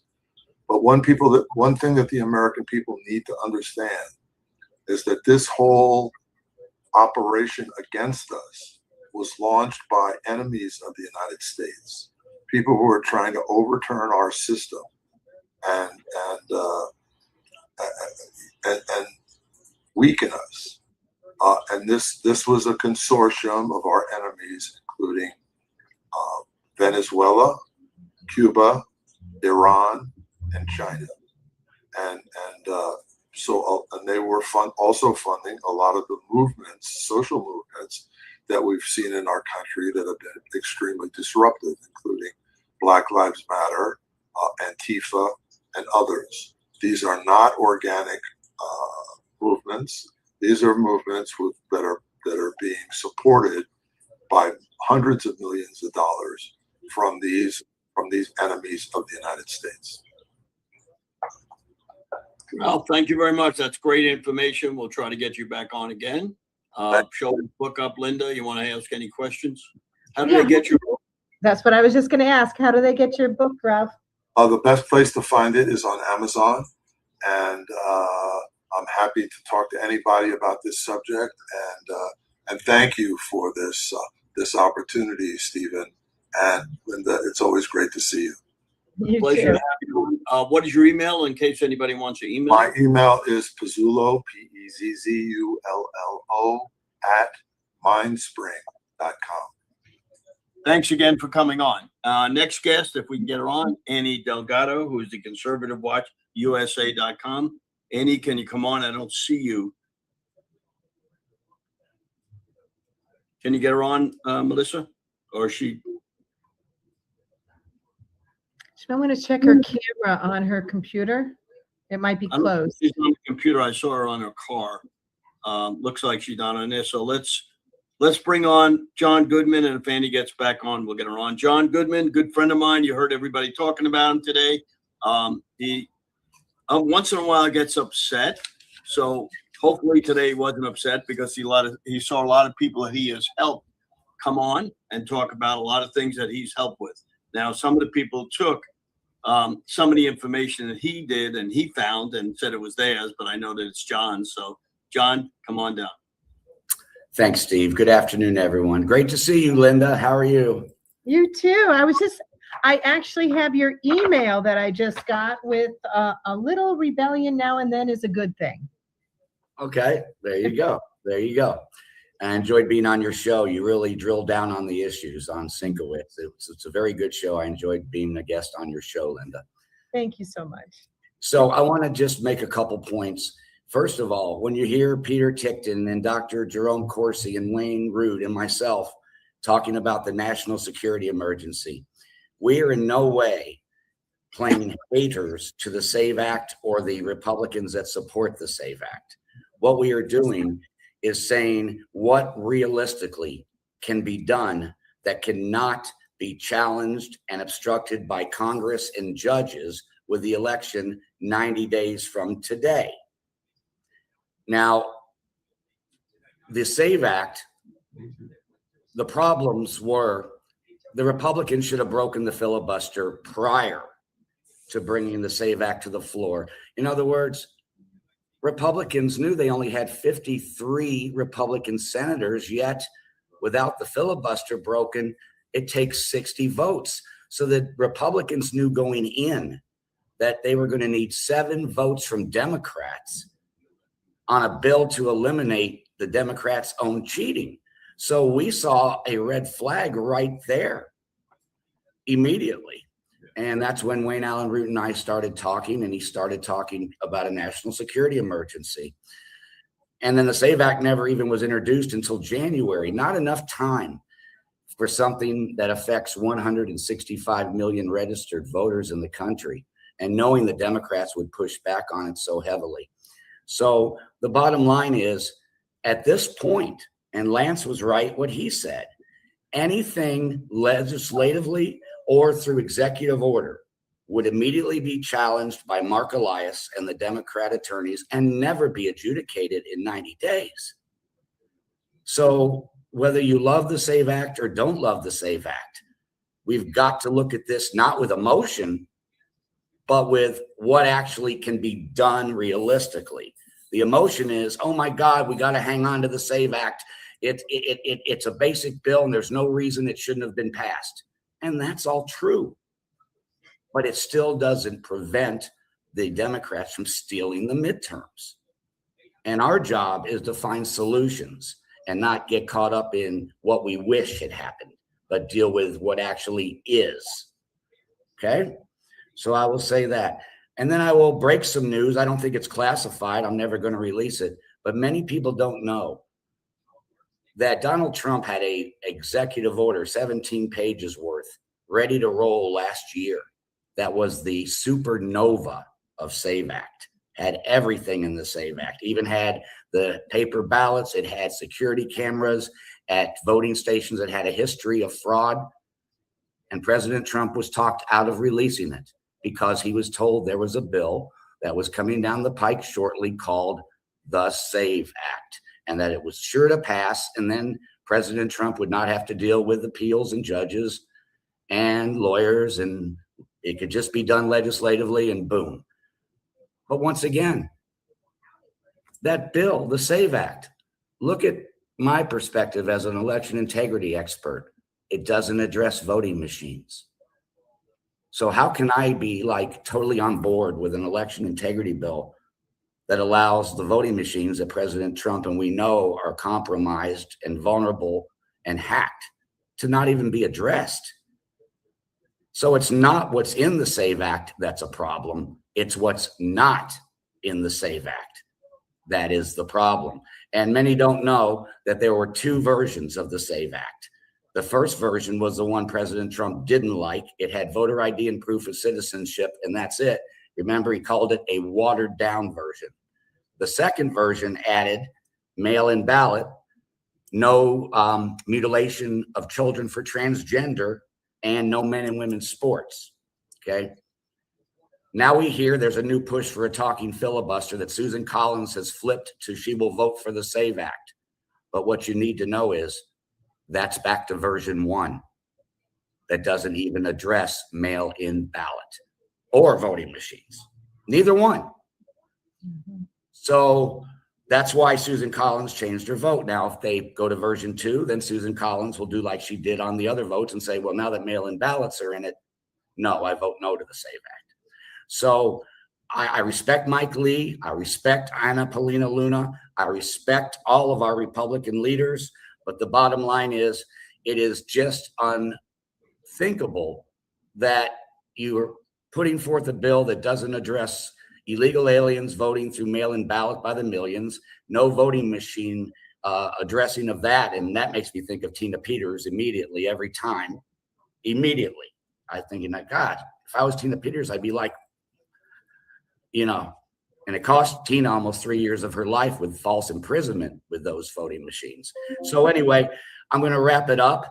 The bottom line is that the SAVE Act, maybe if it started a year earlier, maybe they could have worked it out, but it's too late for the SAVE Act. And I don't say that in a mean way. I am a 100% MAGA red Republican, and we got to deal with reality and not emotion from this point forward. If you want to reach me, anyone, I'm on Getter at johngood1965, or you can email me at gjohn8646@gmail.com. And again, my friend Steve Stern, a lot of these things I've been able to do would not have been possible without Steve Stern, because Steve Stern is the one that puts me in contact with the Peter Ticktins and the Jerome Corsis and the Wayne Allen Roots and the Mike Lindells. I don't know these people where I can just call them. I can now, but without Steve Stern, never in a million years. So Steve Stern does a lot behind the scenes that doesn't, as they say in sports, it doesn't show up in the box score, but it's very important. Thanks very much. Thanks, John. And now hopefully we can get back Annie Delgado. Annie, can you come on? And I've got your hat right here. Okay, I'm here. You're on. Yeah, I couldn't hear you guys earlier. Can you hear us now? Well, yeah, I can hear you clearly. Thank you. Go ahead. You're on. All right. Well, it's great to be with you, Steve, and all these beautiful people that have been on. I've been listening to, and it's a beautiful day in beautiful Florida. However, we got to fight hard to keep it that way, don't we? 100%. Yeah. So I see most of the conversation has been election integrity, of course, but the last gentleman touched on some really good points with the Save America Act. But I'm gonna stick to what I've been doing, my organization, and all the other wonderful grassroots organizations that have been working with me for years and years across the state of Florida. And so I'll start off by saying, yes, I'm Annie Marie Delgado. I am the president of Conservative Watch USA currently, but I started in politics 30 some odd years ago. And when President Trump called me and Corey Lewandowski in 2015, now I have worked with President Trump for 2 decades before that. But when they called and asked me to meet them at Mar-a-Lago and hired me to be the Florida State Director for Grassroots and Coalitions for the Trump campaign, I can tell you that we have not stopped. I have certainly not stopped. And many of us, quite frankly. And we continue, but there's just an amazing amount of people that have come along with us all, and built this wonderful, wonderful, I call it the helping hands. And I want to give out a big shout out to you, Steve. I want to give a big shout out to Raj with Defend Florida, Kathy Chamberlain, and many, many more. And I just don't have time to acknowledge everyone, but all of these folks and what we did with election integrity and going county by county across the whole state of Florida and knocking on doors and getting affidavits, and it'd be, 123 Smith Lane, and you get there and, the people that live there have no idea who the people voted for that address. We've seen so many of that, on and on it goes. And then you go next door and it's a vacant lot, but yet, 5 people voted from that address. So we all know the shenanigans, but here's one thing that really troubles me, is that we work so hard to get rid of the Dominion machines in the state of Florida. And in 2018, I worked with the attorneys and I worked with RNC when we had all the shenanigans down in Broward County and Palm Beach County. And thank God we didn't wind up with Andrew Gillum back then. However, those shenanigans continue. They continue because, and I'm probably not going to get a whole lot of love about what I'm about to say, but Ron DeSantis had an opportunity to take them all out, and he didn't. And in Palm Beach County, especially, he replaced the supervisor of election, because you remember down in Broward County, we got rid of that woman there, and then in Palm Beach County was Susan Booker, and the Broward County was under Rick Scott. Then DeSantis put Wendy Link-Satori in there. She was then, at that time, a registered Republican. But immediately after that, and Ron put her in that position, changed her voter registration to be a Democrat. And there's a lot of problems down there. And why DeSantis has not removed this woman yet is beyond belief. But that being said, there were 17 counties. We were successful in getting 50 counties with these Dominion machines out of here. Big kudos to my dear friend Mike Lindell and many of us that work together, Ann Vandersteel, so many of us, our beautiful Colonel out of Texas. I mean, there's so many people involved in this around the whole country. And when I look at the shenanigans that are still going on, because if you think it's not, oh hell yes it is. Right now, we have a governor's race coming up, and you can see what's happening. Now, I don't know anybody so far that has spoken here, or even you, quite frankly, Steve, that I've worked for Trump for 3 decades that have done that. And anybody has, great. And anybody who's even less, great. Okay, we love that. But I can tell you that there is something very, very wrong with what's happening right now, that we have to pay attention to. Because if you think for 1 minute that all the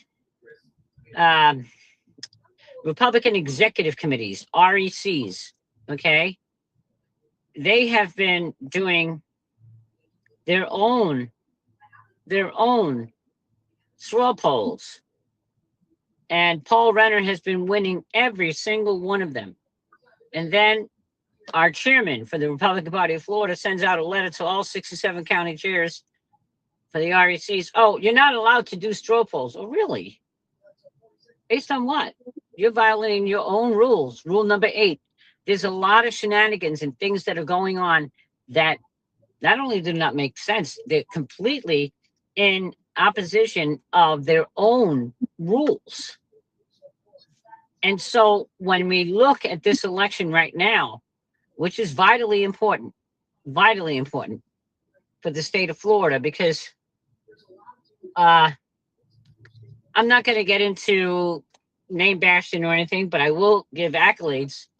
And I give all the accolades to the Speaker of the House, Paul Renner, a 23-year Navy commander, a prosecutor, an assistant state attorney, the Speaker of the House for the state of Florida, where our governor, Ron DeSantis, did say that under Paul Renner's leadership, there's no one that could match what he was able to accomplish. He was the architect of bringing that agenda, the good things that we were able to achieve under the leadership of Paul Renner. And when we look at how in the world were there 100,000 blank ballots in Miami? How does that happen? It doesn't happen. There's a good friend of ours, Chris Gleason. He knows exactly the answer. We all know the answer. But what we have to be cognizant of the fact is we can't let it happen again. And there are still 17 counties that have those dominions. And it's being utilized in a way against our party and our candidates. And for one, that, you have all these protests going on. No king? Yeah, you got that right. We don't have a king and we don't coordinate anybody. And I've worked so hard for Trump, but I truly, truly, in all my heart, and I know that with this endorsement that he's made in this governor's race, poor decision. Very. And I know this personally because when they called me in the beginning of 2025, for goodness sake, and they asked me to help with Byron Donald's campaign, I said, sure. Okay. Didn't take long. I was getting calls from many other people saying, what the hell are you doing, Annie? Don't you know who this guy is? And I said, well, why don't y'all enlighten me? They said, start with his criminal record. Well, that led me to a whole lot more. And it led me to walk away from that and say, under no clear conscience could I support this guy. Hell no. It's a hard no. Excuse me. Not hell, but a hard no. Anyway, moving forward from that, we're working so very diligently with the precincts. I really just want to encourage everyone, all the different organizations, and there are so many of us here together, to make sure that you all have signed up if you haven't already. And I don't know, in some counties, it may have been now past the time to sign up to be a poll watcher, a poll worker. There's a difference between a poll worker and a poll watcher. And if you're watching out, today is the last day. yes. Okay. So then all the more important reason that, and it's the end of the day right now. That should have been mentioned at the top of the show. If you haven't signed up to be a poll worker, but long story short, we've been able to get a lot of our Conservative Watch USA has chapters all around the state of Florida. Our people are working this whole state, and we're doing a really good job. And we've been doing that really good job. And it's the hard grunt work for a very long time. There's plenty of people that can get up here, talk about, yeah, I believe in this and I believe in that. Yeah, well, do you believe in blood, sweat, and tear and getting your ass out there and doing something and signing up and putting those signs up and doing all that hard work that it takes? that's what we're doing. Sorry for the, I'm a little hot under the collar because it's very important that people understand what is at stake here. It is our Constitution of the state of Florida that is at stake right now. I hear folks talking about the Constitution of the United States of America. Yeah, I'm all about that. I get that. But you know where I live? I live in Florida. You know where I raise my children? And I'm raised in Florida. And you know what I have to protect? And we all have to get on board is the Florida Constitution. And the only person that I know that can do this is Paul Renner. Thank you very much, Annie. Our last guest, who was going to be our first guest, Linda Szynkowicz, but she got tied up. So come on down, Linda, and tie Well, us why up. don't I tell folks how to reach me? Oh, go ahead. Go ahead, Annie. Thank you. Okay, so at any point in time, I thank you all, and you can go to conservativewatchusa@gmail.com and certainly email me there or go onto our website, conservativewatchusa.com, and I look forward to speaking to you all. Thank you for coming on. Thank you so much. Thank you. So Steve, she's spunky. She's got a lot of spunk. Yeah, she's tough. Wow. So I'm with Fight Voter Fraud, but there's a number of things that we've been doing. First, we have been getting some law enforcement agencies contacting us that have had our double voters as it's moving through the system. So yay, it's only been a year or so, but we are seeing some progress with that. Also, we added about 3 months ago, Szynkowicz presents the candidate spotlight. And I want everyone to know, if you have a candidate and you want to have them have a 20-minute interview where they can actually say their platform, they can even give us their questions, we are willing to do that. They just need to send me an email to Linda, Linda, at fightvoterfraud.org. That's .org. And we can arrange it. We've been doing people from California to Texas to Connecticut, where I live, all over the country. So we don't care what party, although I highly doubt the Democrats would want to come on my show, Steve, especially if they see my regular program, Szynkowicz, because we are not nonpartisan anymore. But it doesn't matter what you're running for. We would be more than happy to give you 20 minutes so you can get the video to your constituents and they can see where you stand with everything. The next thing, because I know, again, Steve, time is running short.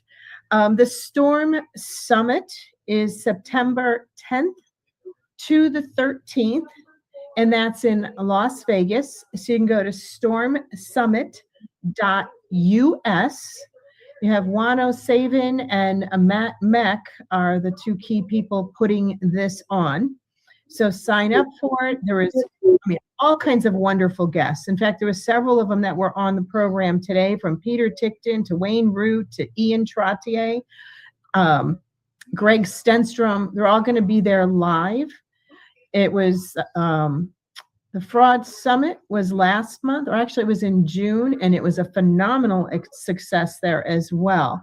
So I encourage everyone, if you can, get to the Storm Summit. So other than that, like I said, we are doing things like in Connecticut, we have started a petition because our Secretary of State has refused to check for any illegals on our voter rolls and has said she will not use the SAVE, the alien ID system that the federal government has set up. I mean, North Carolina did it. North Carolina also put parameters in place so legitimate people will not lose their right to vote. But because Connecticut is one of the states that is a sanctuary state, they absolutely need the illegals to be voting. And obviously, we don't believe they should. And they should actually say why they do not want to comply. And I mean, I know that, like I said, I know there's other states. We are going to be starting petitions in other states. in the next couple of weeks, you may see your state come up. But again, we also want to help out candidates. Send me an email, Linda, Linda, at fightvoterfraud.org, and we'll get them scheduled. We do the taping. It takes us about 6 hours of editing. We'll put all of your information up there. When it's done, we send it to you, and you push it out to your constituents, and we'll also be pushing it out as well. So I guess, Steve, that's pretty much it. We're working hard to help this election. It is the most important election that we have, because as Reagan said, we're only, one generation away from losing the United States. And right now you see the crazy things that are going on, right, Steve? 100%. I mean, TDS is at a maximum right now, and that really is a mental illness. So they need to get help. So your program is on OBBM Network, am I correct? Yes, OBBM Network TV. We have it on Rumble, YouTube, Spotify, and a whole bunch of other social platforms. So please check us out, both the regular program and our candidate program.